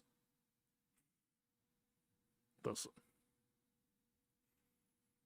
Don't worry about it. I'm very good at insight. I saw a banner sort. Yes, we are. I have not. I don't know, man. We need some banners back. I feel like the building blocks are here.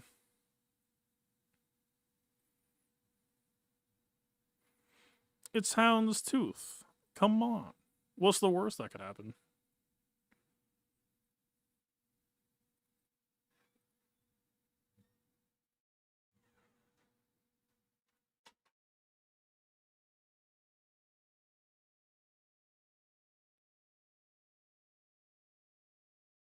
See, I even gave him 6-out mods for this lock-in. It's like a stronger boss than I've ever had before. We're insane. What could possibly go wrong? It's single reinforcement, so it's probably Vulture.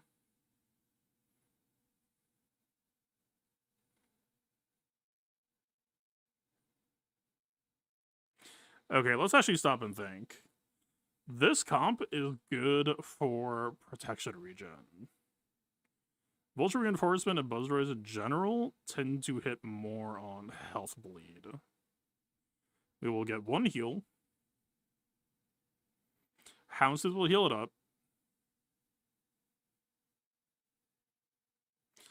I think there's a pretty good shot that this will walk out as a 76 regardless.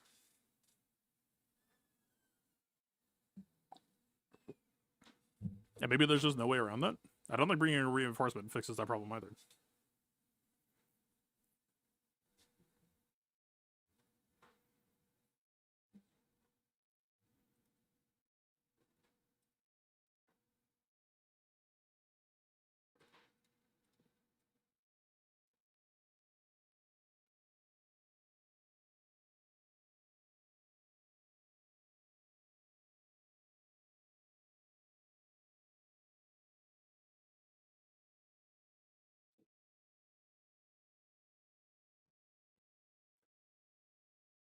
Okay, what if the copium is that Vulture or Buzz Droids won't take us out of grace period, and we just send it?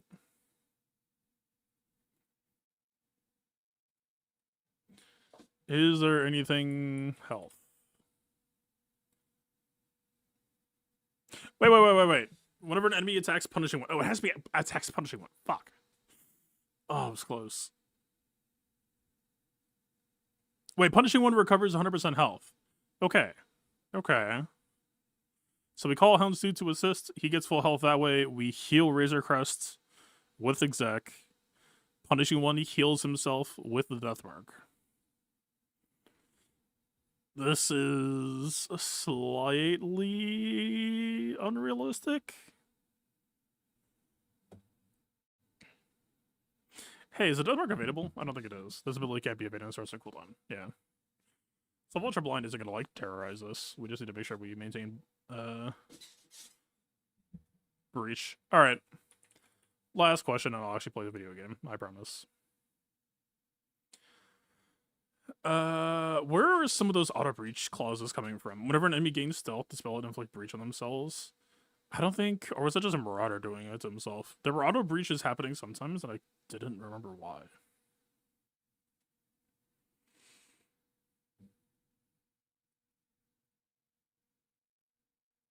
I think it must have just been Marauder casting stealth right after I killed ETA. Like Marauder doing a second special, right?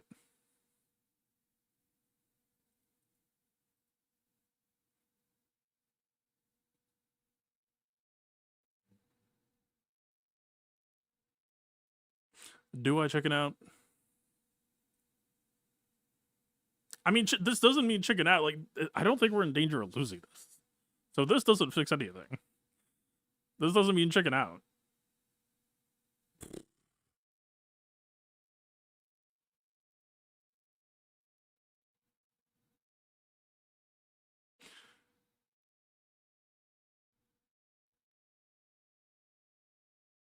I guess.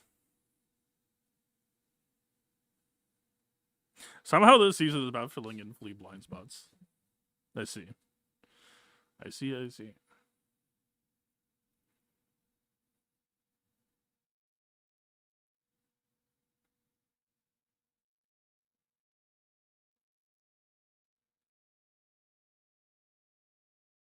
We're not gonna follow up. Wait, no. We can force Spy to get stealth, and then they will lose stealth and get breach. We're crazy. Wait, didn't we kind of want Spy to do assists? Quick question. I kind of needed that guy, no?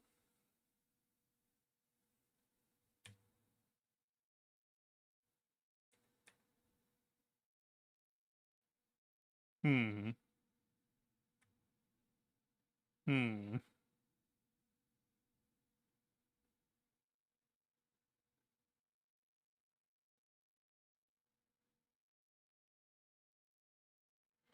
We need to not spend that until Vulture comes out.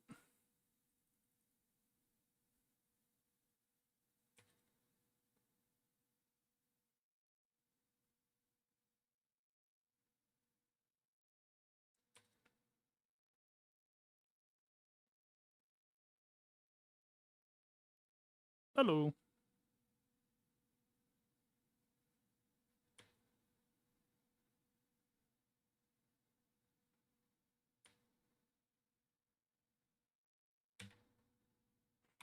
So far, I appear to be pretty correct.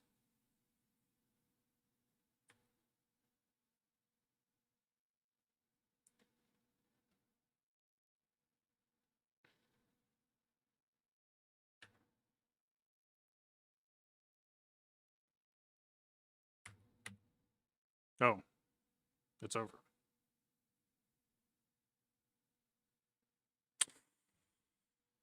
Alright. Yep. Having a reinforcement was just -1.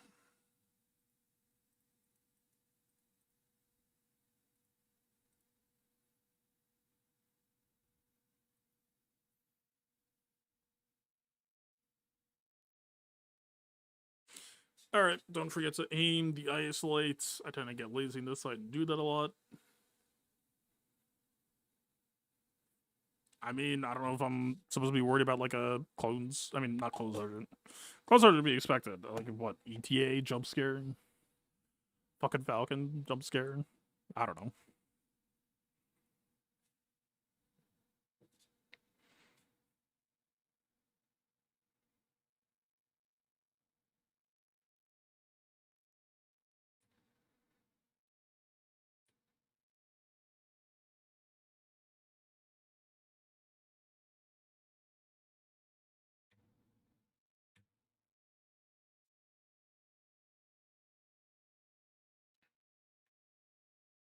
More debuffs.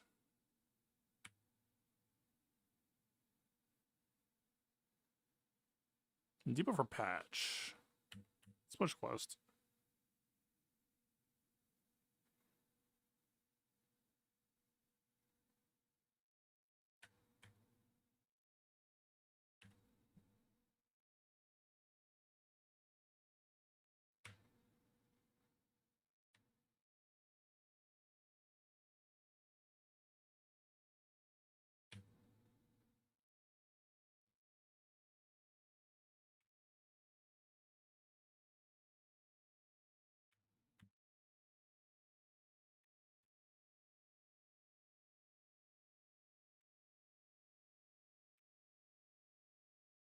Or did you just hunt through doubt? No, that's a different one. That's like the Edict of Fleet. Edict to this fleet says buff.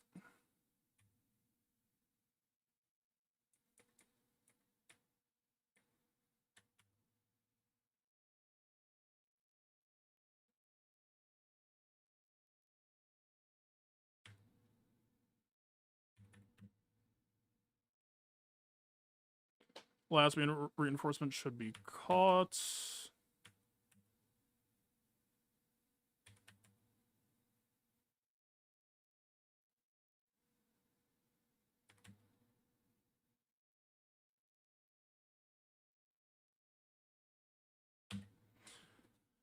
We'll make the bad bat ship angry.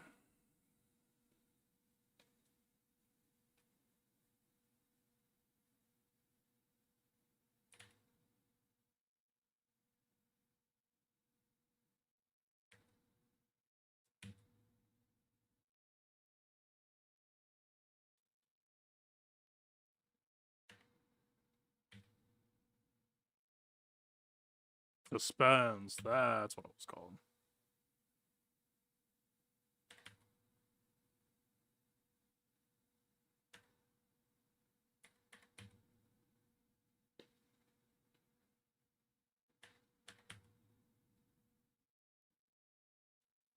Honestly, I gotta give this matchup some credit. Mace's capital ship might be like the most helpful steel. It's so good for repairing banners. Like, Sith kinda tends to struggle in this department, but this is just like the slickest 76. Like, the fact Mace is such an old ship. I mean, the rework is less old. In fact, isn't the rework like somehow the most recent ship? Alright, with the drop, we got 1843. Hopefully, that is enough.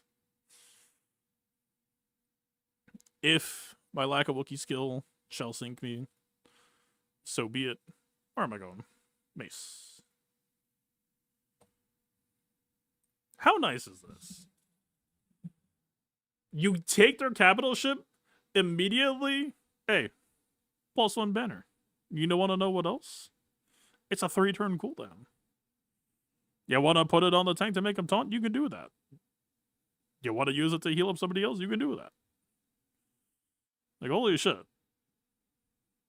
Just like the most courteous, polite, like, yeah, man, I know you're just doing your job. You gotta take my capital ship. It's fine. We're gonna make it factionally friendly, and your ship just don't worry about it. You can repair it. Just top off. Get your banners.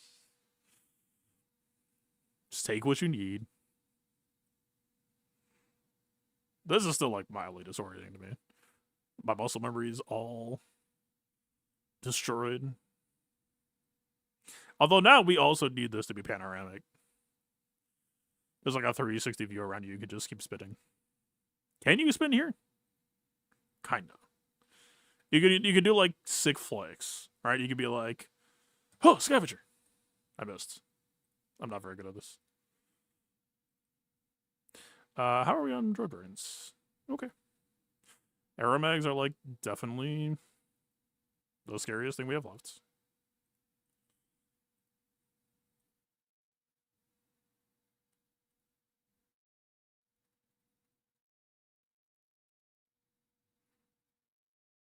Holy shit, I was in GC1 down mode. I forgot the main event.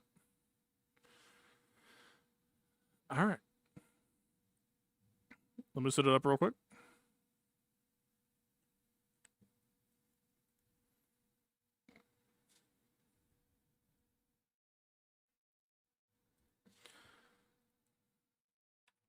This is set 30 now.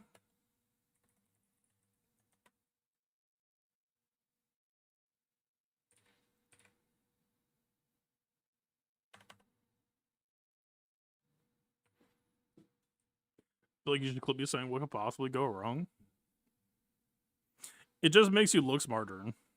Right? You just have to hedge. You just couch everything. What could possibly go wrong if you do that?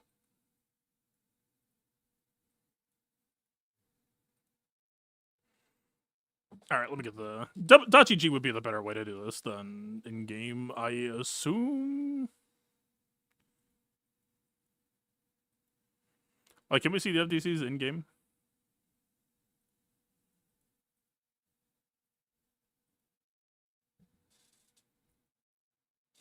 I mean, I could at least do this. Let's start here, then. I'll set up the FTC page in a bit. Alright. Factions. Set 30. Sith GR. No, Empire Jedi is a bit more up before, but, stats. Another defense. That's like 3 or 4 defense in a row. What the hell? No, that's 3, right? I thought they ran it back to back because it was like, well, you used to have 2 most of farm defense, and now we'll give 3. Nah, it's just tiered. And there's protection, and there's a... Hey, alright. The Satele check. I'm going straight to it. This is out of order. Satele check, 5 check. Special 50% TM. 50% of the protection. Yep. There's the Satele staple. Alright. So any protection earned in the last era does not need to be your mainstay.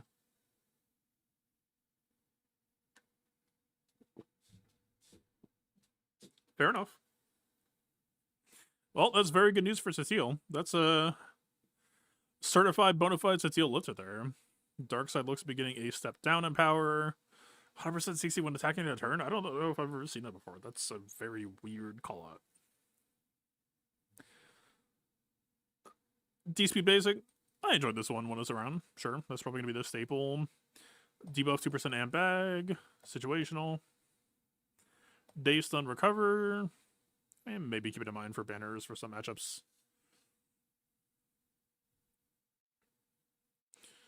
Darkseid allies inflict a debuff. They gain 2% crit chance stacking for 3 turns. New. Well, not no. I guess, like, if pirates were taking on some large CA, like, they could stack the fuck out of that. Alright. I mean, yeah, this is definitely light side favored. I mean, D-Speed. Respectable enough that I think you're kind of happy with whichever alignment that you get if you see decent stats, right? Certainly we are in high-powered Darkseid at the moment, though, that you'll probably give them favoritism until that goes. Just grab that new Datacron to replace the current Datacron, and you should be good. Alright. Sith. It feels like they always sort them with, like, strongest at the bottom now. Should I just start bottom up? I don't know if that looks to be true here. Okay, maybe not. Whatever Sith ally, stagger or stun, deal bonus damage equal to 35%, 35% amp bag. Niche. Pretty niche. Maybe... I mean, that's very much just targeting, but Mara Jade's not Sith. So, like, EP AoE stun, sure. BSF has stagger. What do Sith have stagger?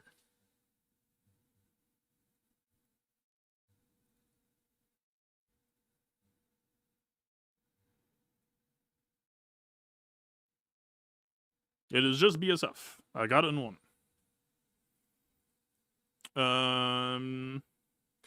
I mean, you know, if a team is crazy hell stacked, but it's so... Like, stun is obviously the one that you can cash in way more, right? It hits a variety of teams. Not bad as a first one. Whenever enemies are damaged at the start of their turn, Sith allies gain 2% TM. I mean, that hits dots, that hits Treya. Well, no, it's damage at the start of their turn, so it only hits dots. It's not really Treya. I mean, LV can't gain Terminator, if I remember correctly. It would not go to clones. So this is broadly, largely just targeting EP, lead, DVDE, I guess? More so the DV than DVDE side, but assumingly you just run both. Whenever Sith ally falls below 100% health, they gain a bonus turn, a limit once per character per battle. I mean, that's just the Treya staple right there, right? I have memory, this was like pretty good in the past, and I have memory of like doing Zori against Treya, and I messed up once and like definitely gave Nihilus a bonus turn, and he just said farewell. And then sometimes it would just Zori mass, and he would never see that. But that's still like probably a pretty good thing to be doing. Probably helps Treya on defense against Manas at least secure the 62. I would think.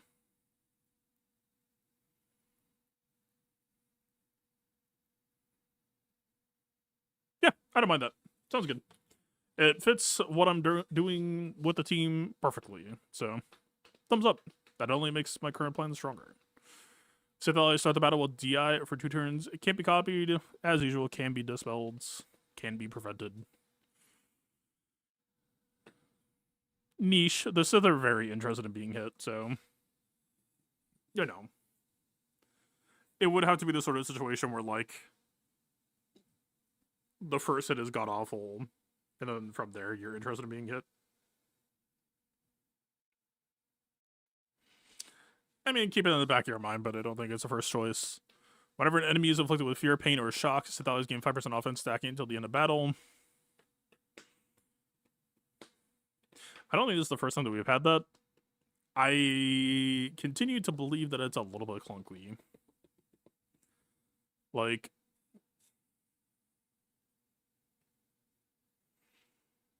Something about it. I think if it was just, like, health and protection stacking... Like... Darktron is not the worst damage dealer in Malgus, but it feels like most of the time when you play Malgus, you're kind of just waiting for Malgus, Bonk, and Malakdrin. And I don't think this will really change that.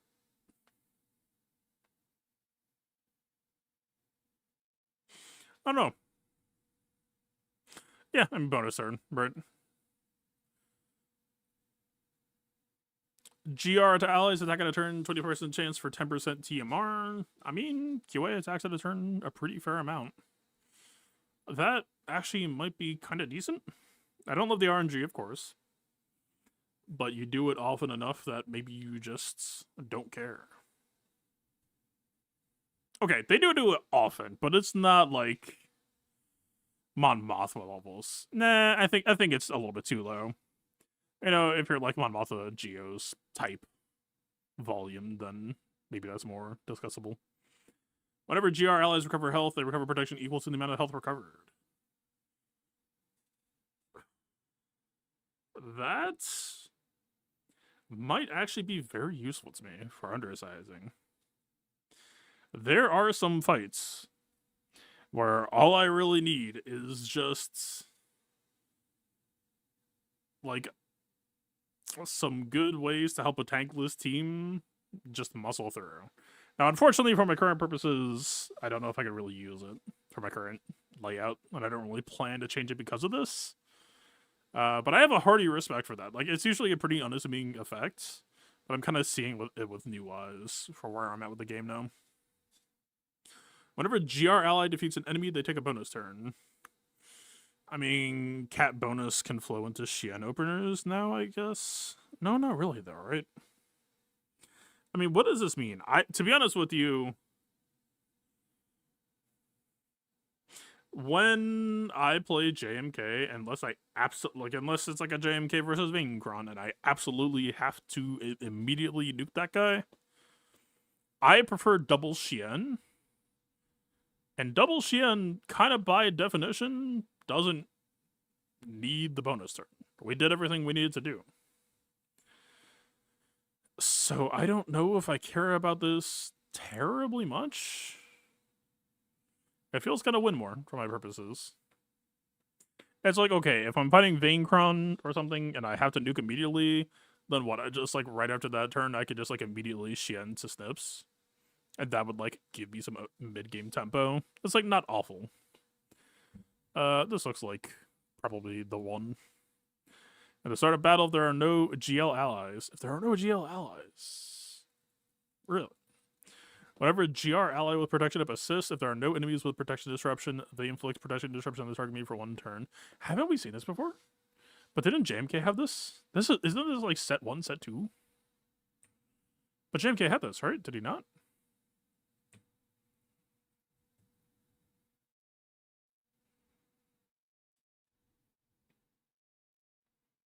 This was in set 1. I am correct. But it banned GLs even on that one. Isn't that like before Queen Amidala? What? Whenever GR ally with protection up assists. I mean, you know, gas obviously could very much exploit this, producing pools.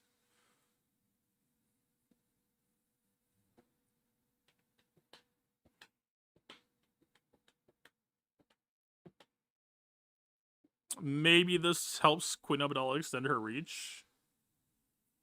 Is there any built-in... Well, wait.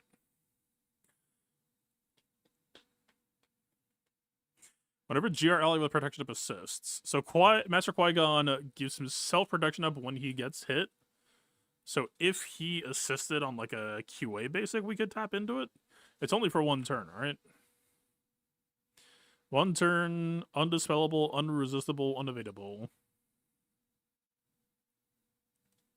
I think that's it, right?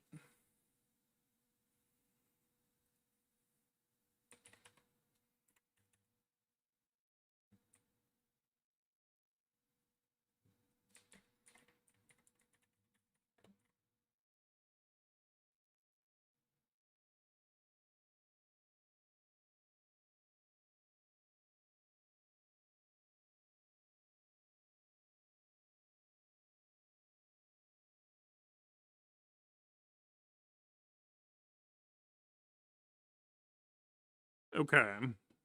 QA G is Omicron. Whenever an ally uses a special, healers and supports gain protection up. So she could tap into that, right? And Pow calls a random ally to assist, so that would mean guaranteed Pow takes a turn, we are getting protection disruption out of it. Whether it hits Qui-Gon or QA. Dude, I wish we had training mode right now. God, I mean, okay, what I wanted to test would need Omicrons in training mode, so... We're not quite there yet, but now that we know that we're kind of close, it just keeps coming up in the back of my head. It's like, we could test that right now, once we have it.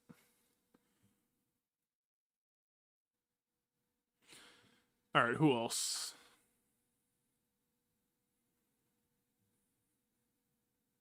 I don't think QA has any... Or not, do I say QA? POW.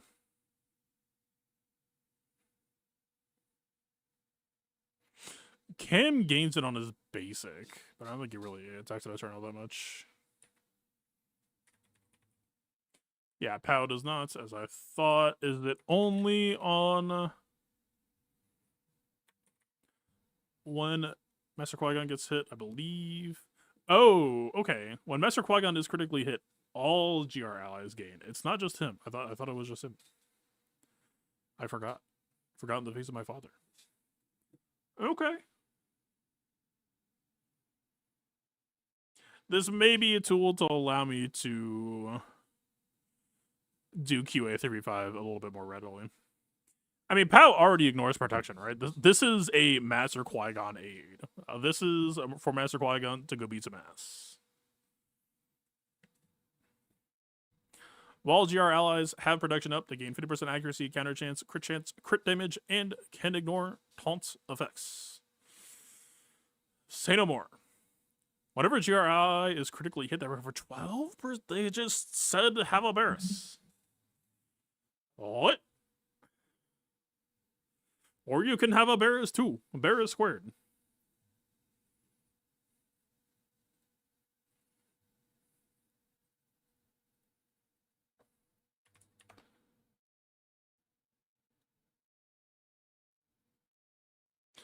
%32% health per crit.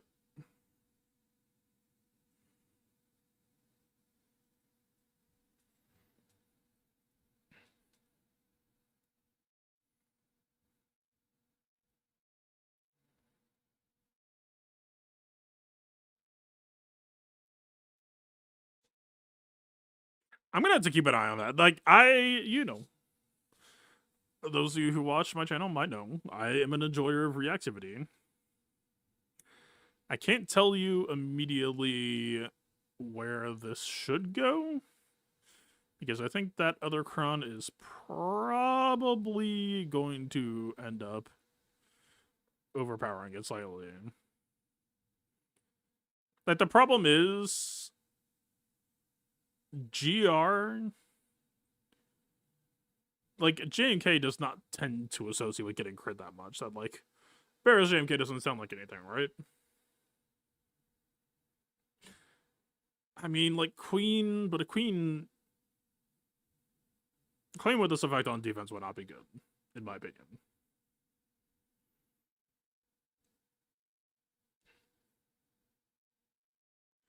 I think if you give me this effect in other factions, it would be a war crime. I don't know if it's actually that crazy for Galactic Republic. Maybe it's interesting for Mace. Maybe that's the direction this is. Maybe it's interesting for Mace.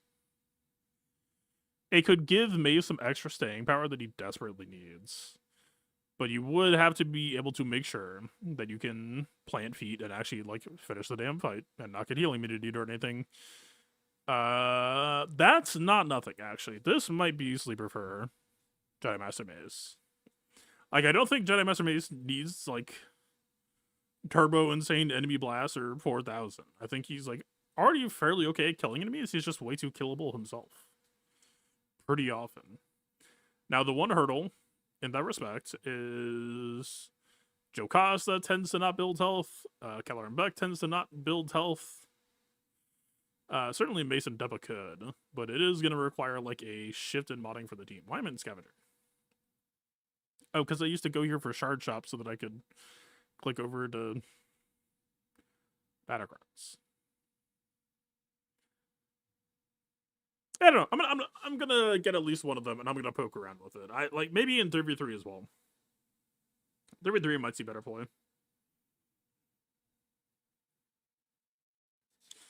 Interesting. All right, level 9s. Set the assassins stealth, they reduce on their special abilities. It makes her more proactive, but too much about banner risk. It's kind of her chief issue. Mace mechanics. Whenever a mace gains turn meter, he stacks 5% max health, max 200 until the end of the encounter. While mace has resilient defense and Shatterpoint is removed, inflict Shatterpoint on a random enemy until the end of the encounter, which is like permanent. Whenever an enemy is inflicted with Shatterpoint, mace recovers 10% health. Whenever mace uses an ability on a stunned enemy, reduce the cooldown of smite by 1.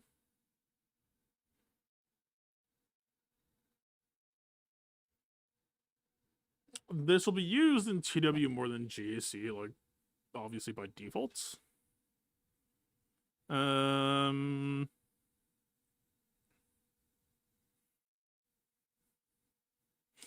It's fun, but I don't know if it makes the cut. I was, like, kind of half joking, half serious, talking about, like, QA Mace. But frankly, in this season, I'm more so in the business of trying to run less people, not more.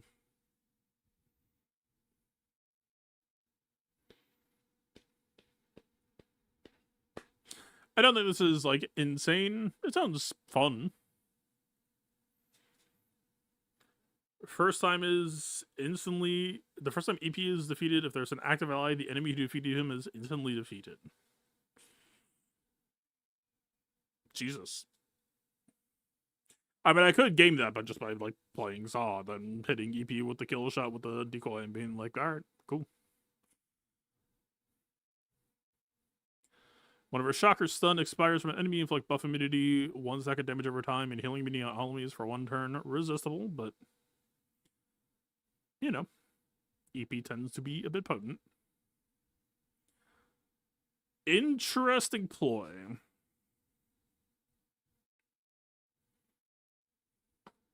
I know how I personally would game people trying to play DVDE with this effect. The worst case scenario would be I popped that shit on accident. It was just like a really squishy EP. But frankly, especially if we're talking 3v3, it would be very, very easy not to do that on accident 3v3. It'd be very easy. Interesting.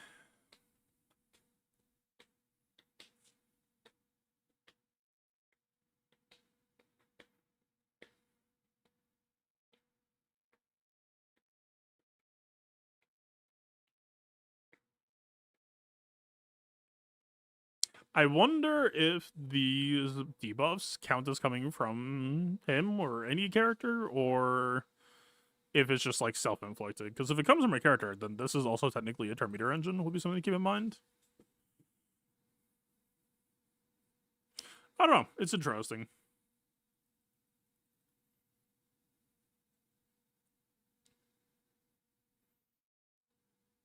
This is certainly just, like, a anchor for creative players to also just, like, look for ways to, like, Okay, I run EP plus a stealth team or whatever, and I run Bad Batch or whatever. Yeah, there's some potential. The only leader son is Darth Maul. He gains 200% offense for the rest of the battle. Whenever Sith allies stealth, they heal 30%. When Sith allies are stealth, they gain 100% CCCD. Whenever a Sith ally uses ability, Darth Maul assists. Darth Maul is kind of just cursed to like the rule of Darth Maul lead is anytime that you think it might be Darth Maul lead, it's not.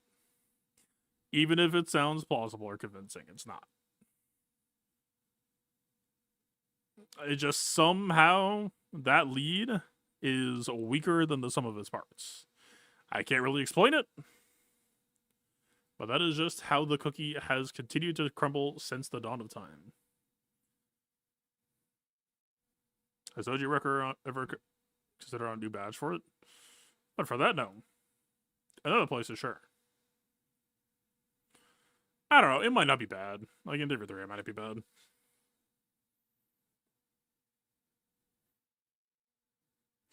This could also possibly queue up like Darth Maul lead Darth Bane in some matchups.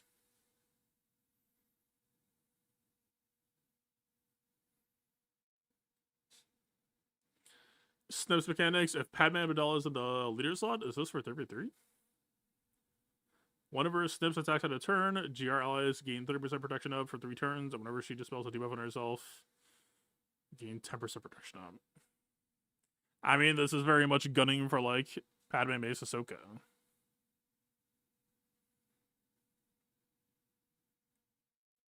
I don't hate it. Padme Mace Ahsoka does kind of struggle to make, like, dangerous amounts of courage. You would have to find the correct place to put it. Good sub Kyber. Yeah.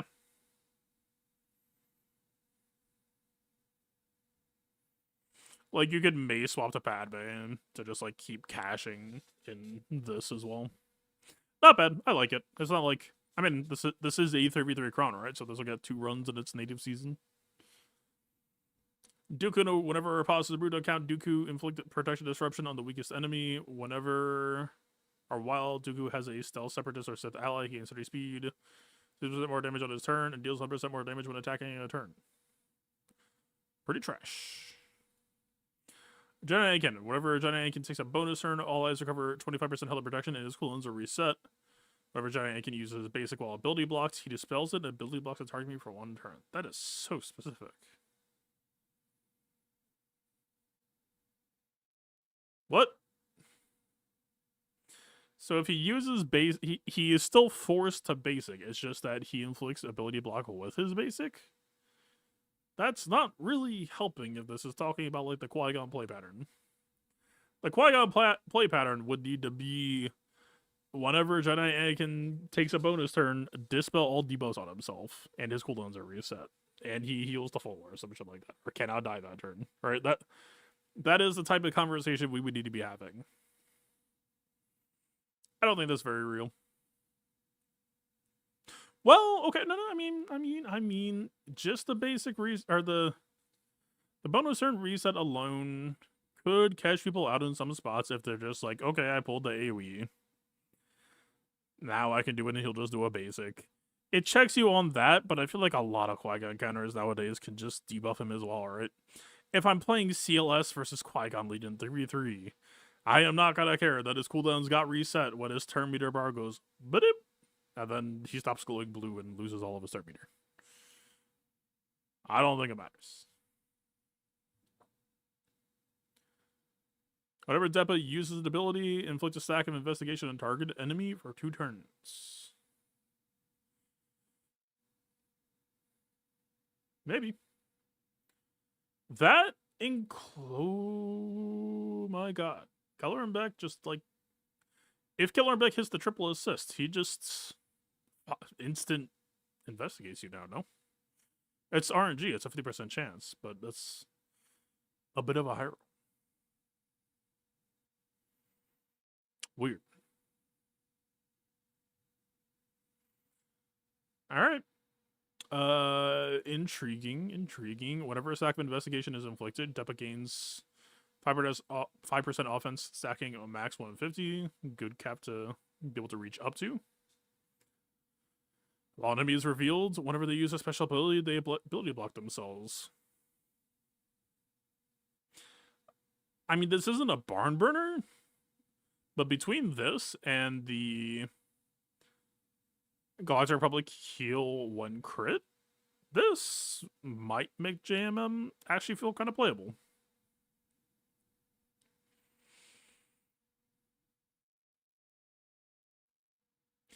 I think this is going to have to be like a Bruiser Mace type beat. But I do think this is workable. Set Trooper, whenever Set Trooper crits, he stealths. Whenever he loses stealth, he gains 30% death penalty and 50% offense for 1 turn. Pretty filler. Like maybe you just run it for value, but pretty filler. Whenever Echo attacks at a turn, they regen. Pretty filler. Okay. Is Depa the winner here? I think so.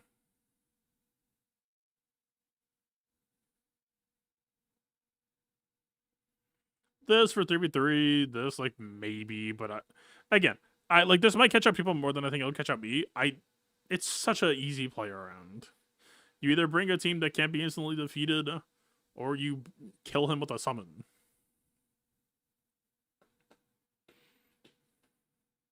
I don't know.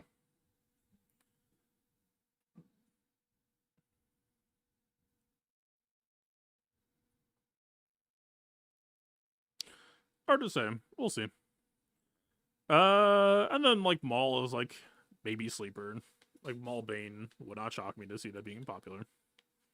We'll see how much damage he actually does. I remember his ratios being a little bit bad, but I know Jayless talked about his damage output. I don't know where that sits. Alright, at DC time. Do I have to go to the website for this?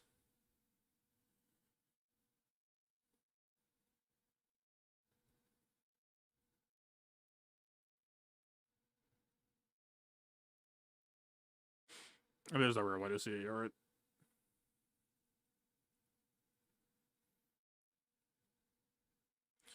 Alright.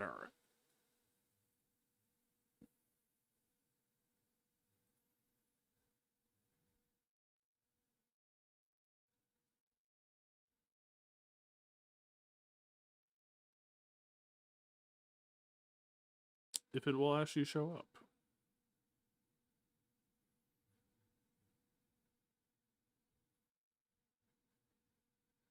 Lovely. Better.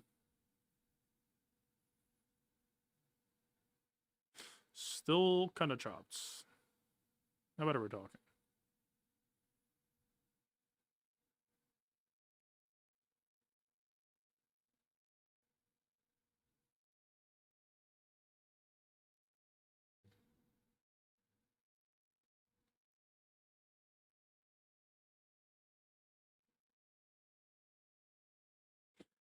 It's not gonna be perfectly cropped.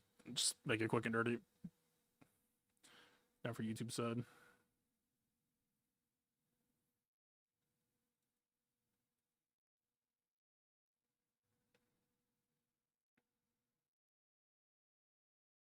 See, we're perfectly in YouTube. Word. Alright. For the FTCs. Cassian, DR, Dedra. It looks so spookily like the return of Datacron, but it appears not to be. And Luminara. Is it the return of Luminara? Is it the return of Healercron? I kind of hope no. But one Healercron, you know, the dose may make the poison. One Healercron could be fun. Alright, this is Cassian. Is this just the 5? It's a CG prescribed 5. Okay, what's the Luthen? Because Luthen's not going to be on that team. Whenever summon ally is damage, all allies gain 20% offense over 1 turn, stacking 20% turn meter.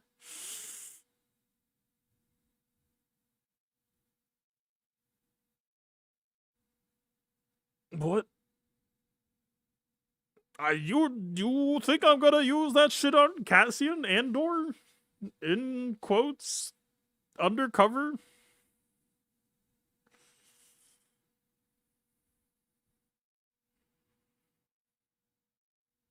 Ah, that's possibly tempting for Saul. Let's start at the 3. Senta, whenever Senta causes stealth, they also reduce the cooldown of special ability by 1. I mean, that'll help them access Death Mark. It's like nice utility, not a barn burner. Whenever another ally recovers protection, Vel gains Foresight for 1 turn. Okay. Helps the soft tank a little bit more. Again, decent utility. Whenever Clea crits, she gains DI, which can't be copied, 25% DM, and blinds enemy for 1 turn. Can't be evaded or resisted. If the enemy was target locked, Clea also gains protection up, retribution, and speed up. The enemy was target locked. I don't remember much target lock in the new kits. Am I crazy? Rebel Fighter? Filters, ability classes, target lock. 0 results. What the fuck are you talking about, man? What?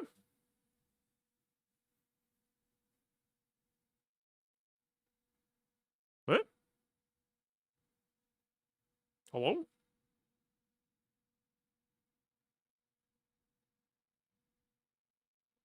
Yeah, there's probably a target lock on this. Huh. No, there's not. Alright, what?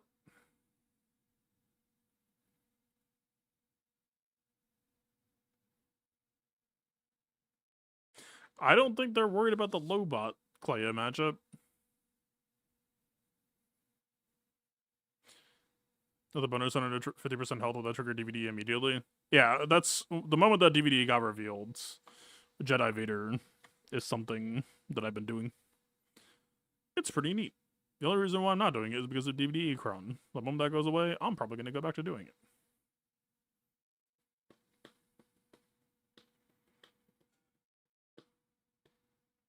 Space it from other characters who had it. That makes sense.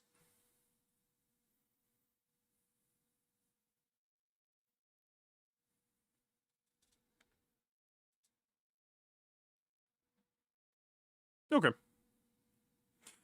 I mean, it's pretty good, and especially if we're doing Saw, Clea, Luthen, and 3v3. And this is a 3v3 oriented Kron already.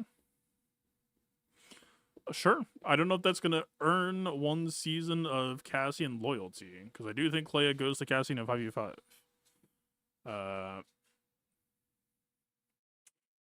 Keep it in mind. This Luthen is very competitive. Alright, now to actually read him, now that I'm not just looking for the words target lock. Whenever a Rebel Fighter ally gains turn meter, they deal bonus true damage equal to 20% of their max health to undermined enemies.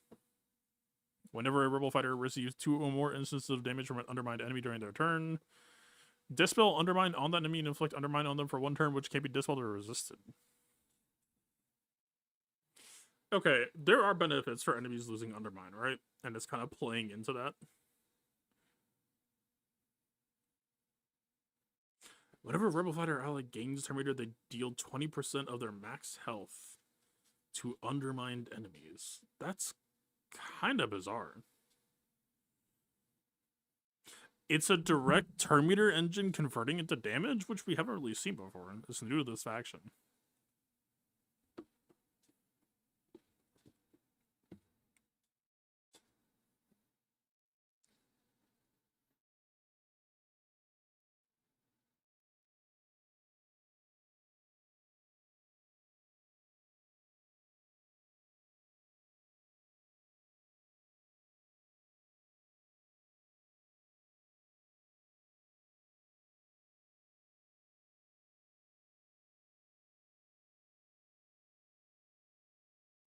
It's not bad. I still tend to think that this kind of has to be the sharpest.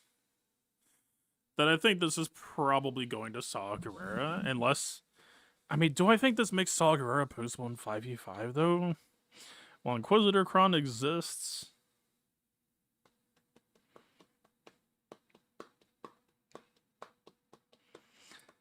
I mean, this adds a slight react to punish to...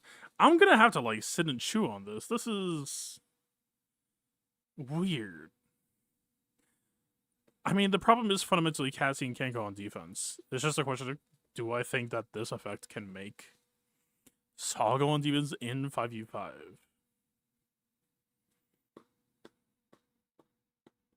It's not Drogon Cassian. In fact, I'm pretty sure Drogon is parked only. I'm pretty okay with where that team is performing at the moment.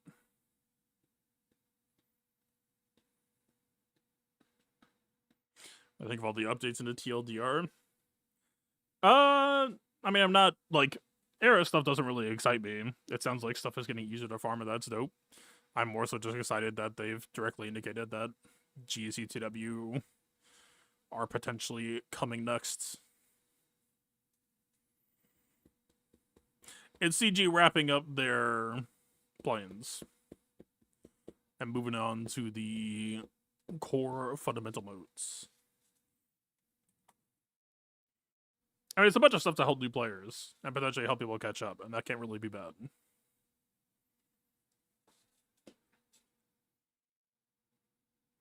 I'm excited for training mode more than anything. Obviously, we need those defense Datacrons, and would really, really love to see Omicron testing in that. Like, the training mode is the biggest takeaway, right? We don't have it yet. It's just coming in a future update, but that's, like, going to be very, very big. And if we get Omicron testing, then I'm going to level the fuck up. It's going to be very, very easy to help other people level the fuck up. And that's all I really want for the game.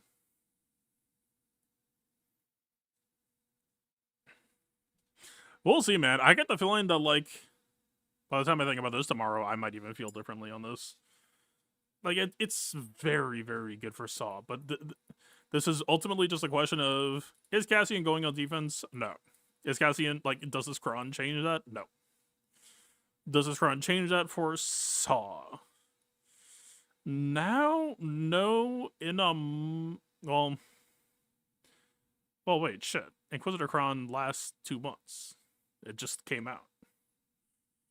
Right? So it would, but the last month, this is the weird thing about this new Datacron system.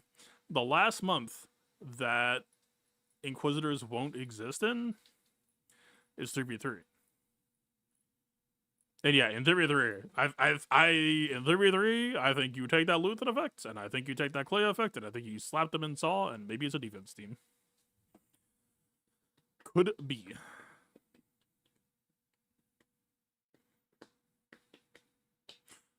We shall see. Not bad Kron. Not a barn burn. Not, like, absolutely broken and insane like we currently have, but respectable. Malik, BSF, Darth Revan.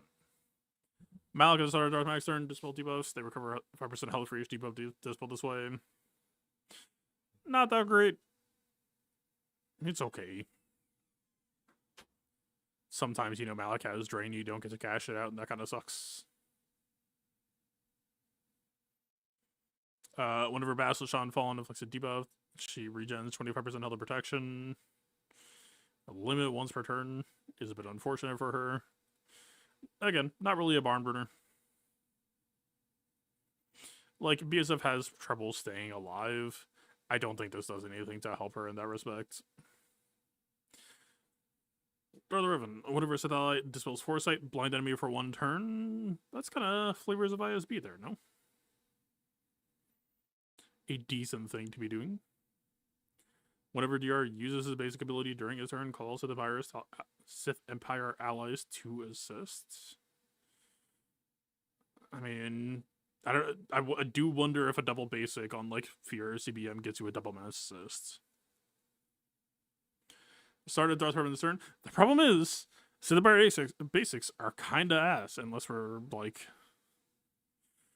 what, Marauder? Are we hoping that Marauder is slinging heat? Sith Assassin? Neither of them really known for it.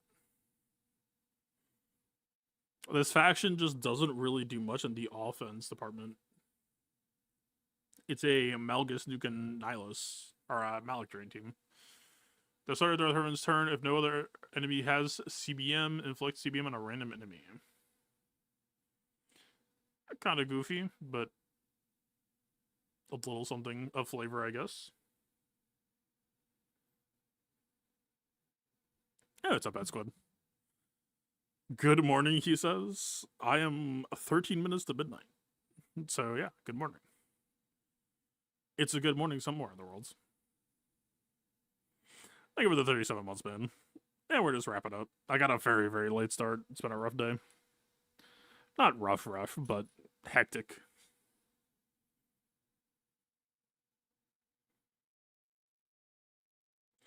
DR Zabar was really good in threes. You guess it could be good? I'm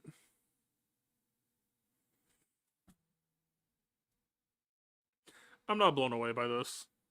Like, frankly, I might not even buy this.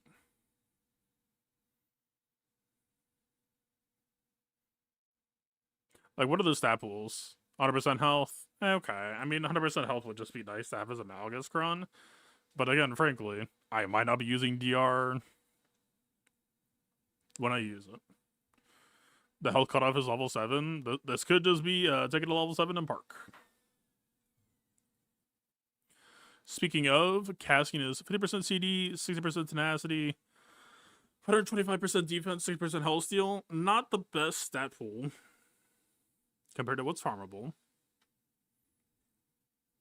So there is going to be an aspect of, do I just have a better Cron? Which is kind of just luck of the draw at this point. Dedra, 100% defense, 75% CA, 50% health. That is an excellent stat pool for ISB. For Partagaz lead. Okay. KX, whenever he loses taunt, remove 50% TM from all enemies. Quick question. Not the thing I wanted.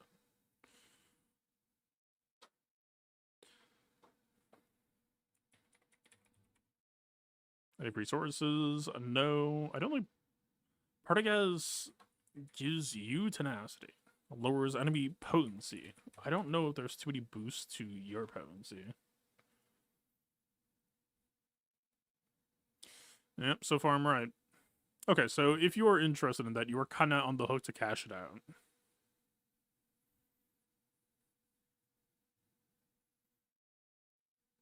Potentially good effect. Potentially a very good effect. Like, this would help Partagaz try to lap.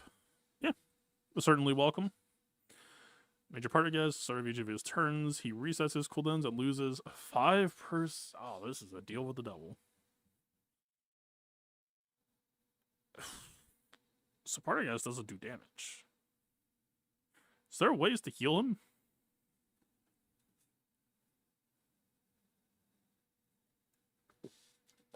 There have been times where this was a good Cron, but the character would genuinely off themselves or like put themselves at 1 health and then die. Quick ISB crash course refresher. Hey, Mochimi.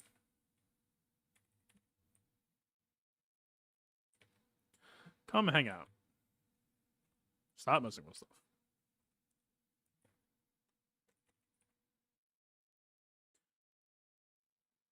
Okay, good news. The problem solved itself. Authority is brittle. Not while we have this Cron, I guess. Okay. That helps. Yeah, that's like everything ISB could hope for, say, for like a Partagaz bonus turn. Cron. Basically, just every time Partagaz takes a turn, lower your team's cooldowns by 1, increase enemy cooldowns by 1. That will be a major crutch for people for ISB. Postpone the clocks. People will have to learn ISB 3 to 4.5 months from now, and not next week. Okay, what's the last? Dedra is 100% defense until the end of the encounter. Once per turn, whenever an ISB ally uses an ability, Dedra assists. I mean, frankly, with this Partagaz Cron, it's going to be very easy for Dedra to just stack herself infinitely.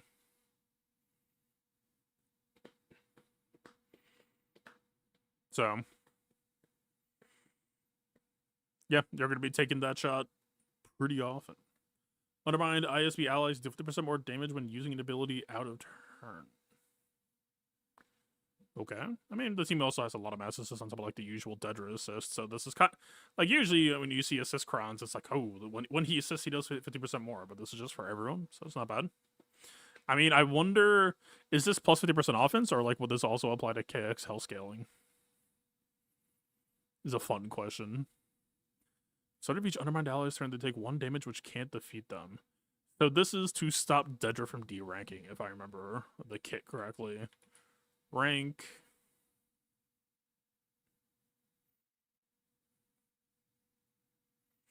Every time Undermine expires from an ally without them taking damage, Dedra loses a rank. Yeah, so this is just a cheeky way of her saying, nope.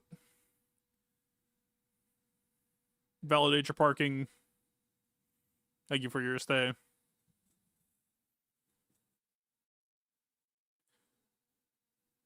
I mean, sure. This is a... I mean, okay. Partagas having mass every turn is pretty nuts. But all in all, I feel like this is a tasteful boost. I don't think this is going to override the core ISB experience. This is just going to be the ISB, but more so.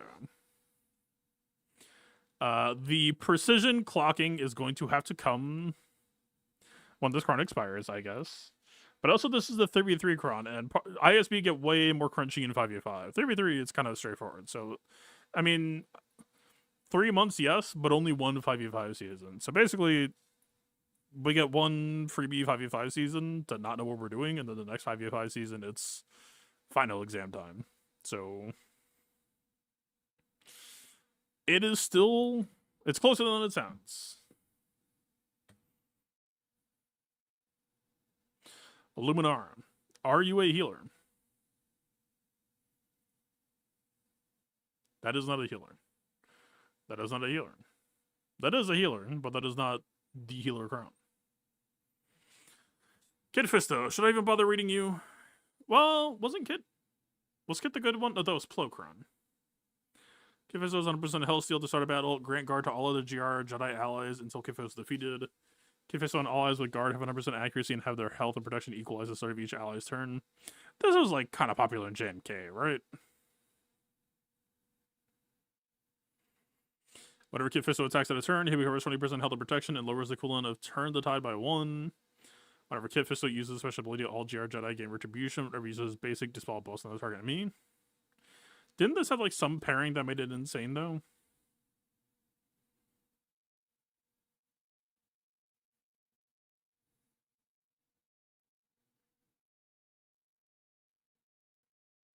I feel like this is different from last time.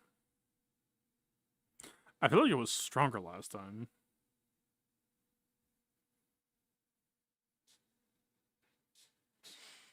I mean, this could also help undersizing, honestly, now that I think about it. I don't know if this gets down to 3-man, though. He grants guard to all other allies, but I don't know that that means that he assists. Like, I don't think that's inherent guard, right? I think that's Chewbacca. Skit just assist on guard?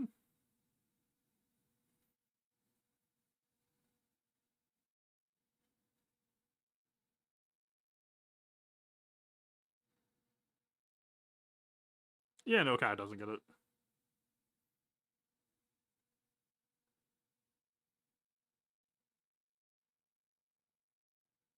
I don't know if there's ever, like, a Ray angle. It's only guard until Kid Fisto is defeated as well. I don't know. I don't think this is very good. It's cute. There might be some angles to explore. With the guard?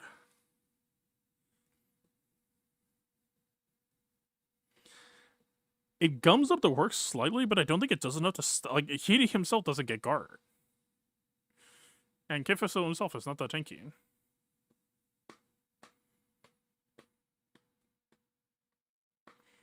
Is he Vanguard?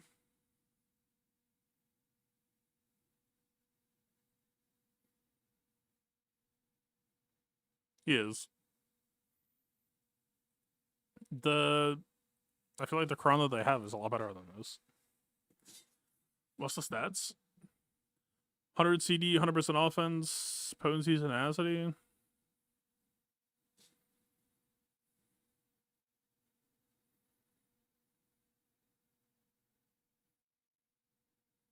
I really think that there was some like accompanying 6 that came with this last run, and there was like some missing ingredient here. I don't think this works alone. The ally in the leader slot is not a GL. The following effects are active. Once per battle, when Cam switches to Ataru, instantly defeat target enemy. Once per battle, when Cam switches to Makashi, revive a random defeated ally. Eh?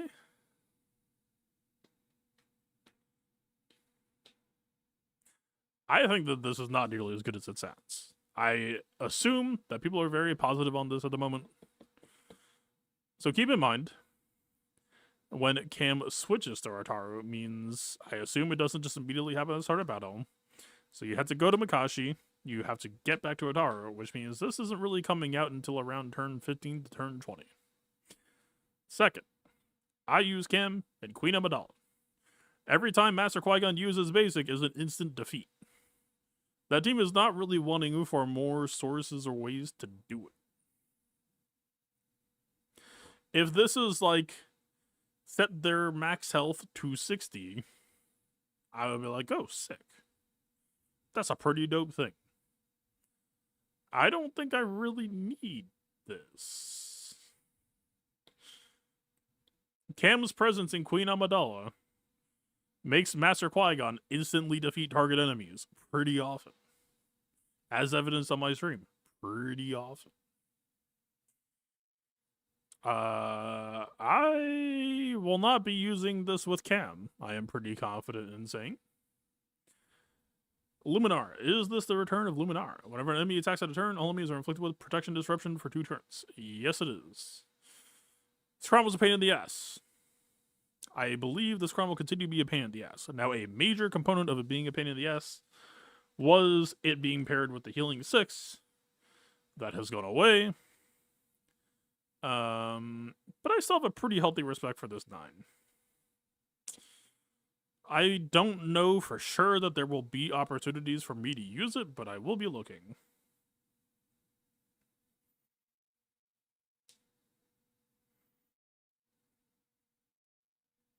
Like, if we put it in Ray, all enemies are inflicted with protection disruption, but it doesn't apply to, like, the QA decoy, if I remember right.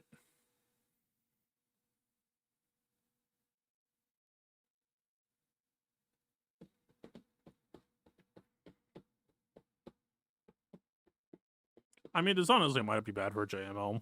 As unspicy as it is to just be like, this maybe works on offense. You know, JML Luminar, I guess, does some things. But that's surely not its highest calling. Like, I don't know.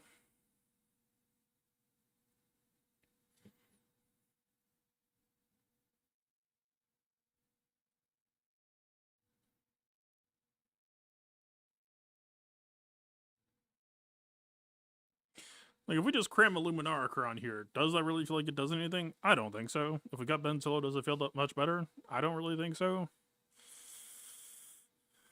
I mean, where would it be?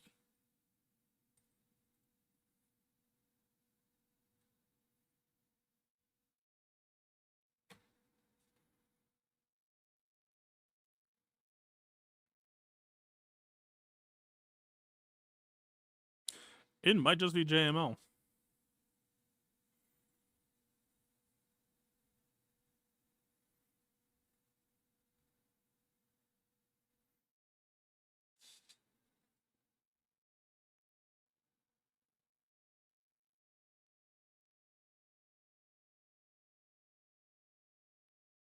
I mean, it has an interesting relationship with Jedi Master Mace, and that Mace is on the provoked game plan, so Mace can forcibly cause Luminara procs.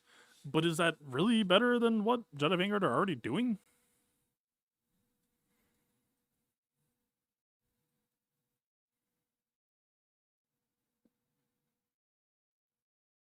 You could do abominations with Luminara, Malak, sure.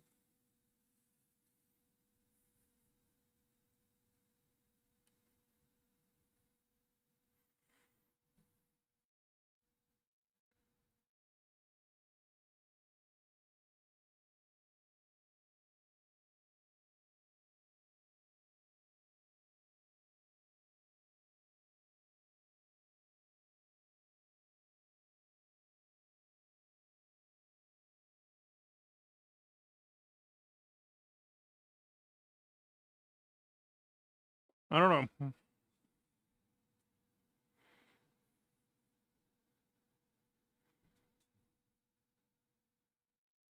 Like, to be clear, the power of Luminarchron was Luminar. But as strong as it was, I do think it was the pairing of the Healerchron that really kind of helped tie things together. Like what? Maybe Luminar Ray could like make Malicos more of a pain in the ass because Malicos had the backstops of like 2 turns of DI before that now it does not.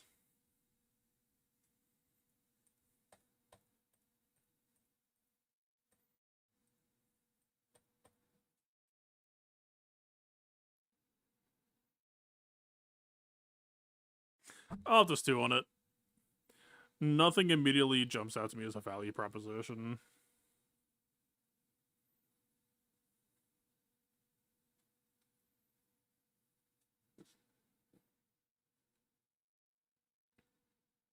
Aside from JML.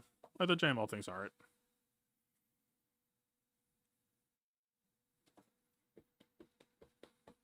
I mean, yeah, that's a solid. Like, you will still want it just to have as a new Wampacron, but I do respect Luminar 9. That if it's going to be a tool in the tool belt, I would like to at least fully consider it before I write it off.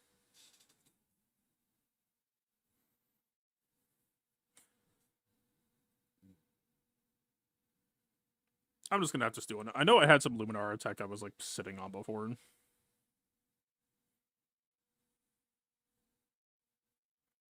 I will have to stew on it. Alright. Well, we are officially at midnight. I think I will call it there. We will see if I win or lose GAC. If Wookiees... I mean, I pretty strongly doubt that they are going to score higher than an 1862. So this is really just a question for the soul of... Do I need to get better at Wookiees, or was it enough? Well, the answer is yes, I do need to get better at Wookiees. That is not really in question. But, did not being better at Wookiees cost me the wretch? Is what is at stake. I guess we will see. Alright. Thanks for hanging out, especially this late. Good luck in your round if you have not gone yet. We will see. We are getting closer and closer to the fated day. The Andor era actually arrives. They escape containment. Looking forward to it. Good luck out there.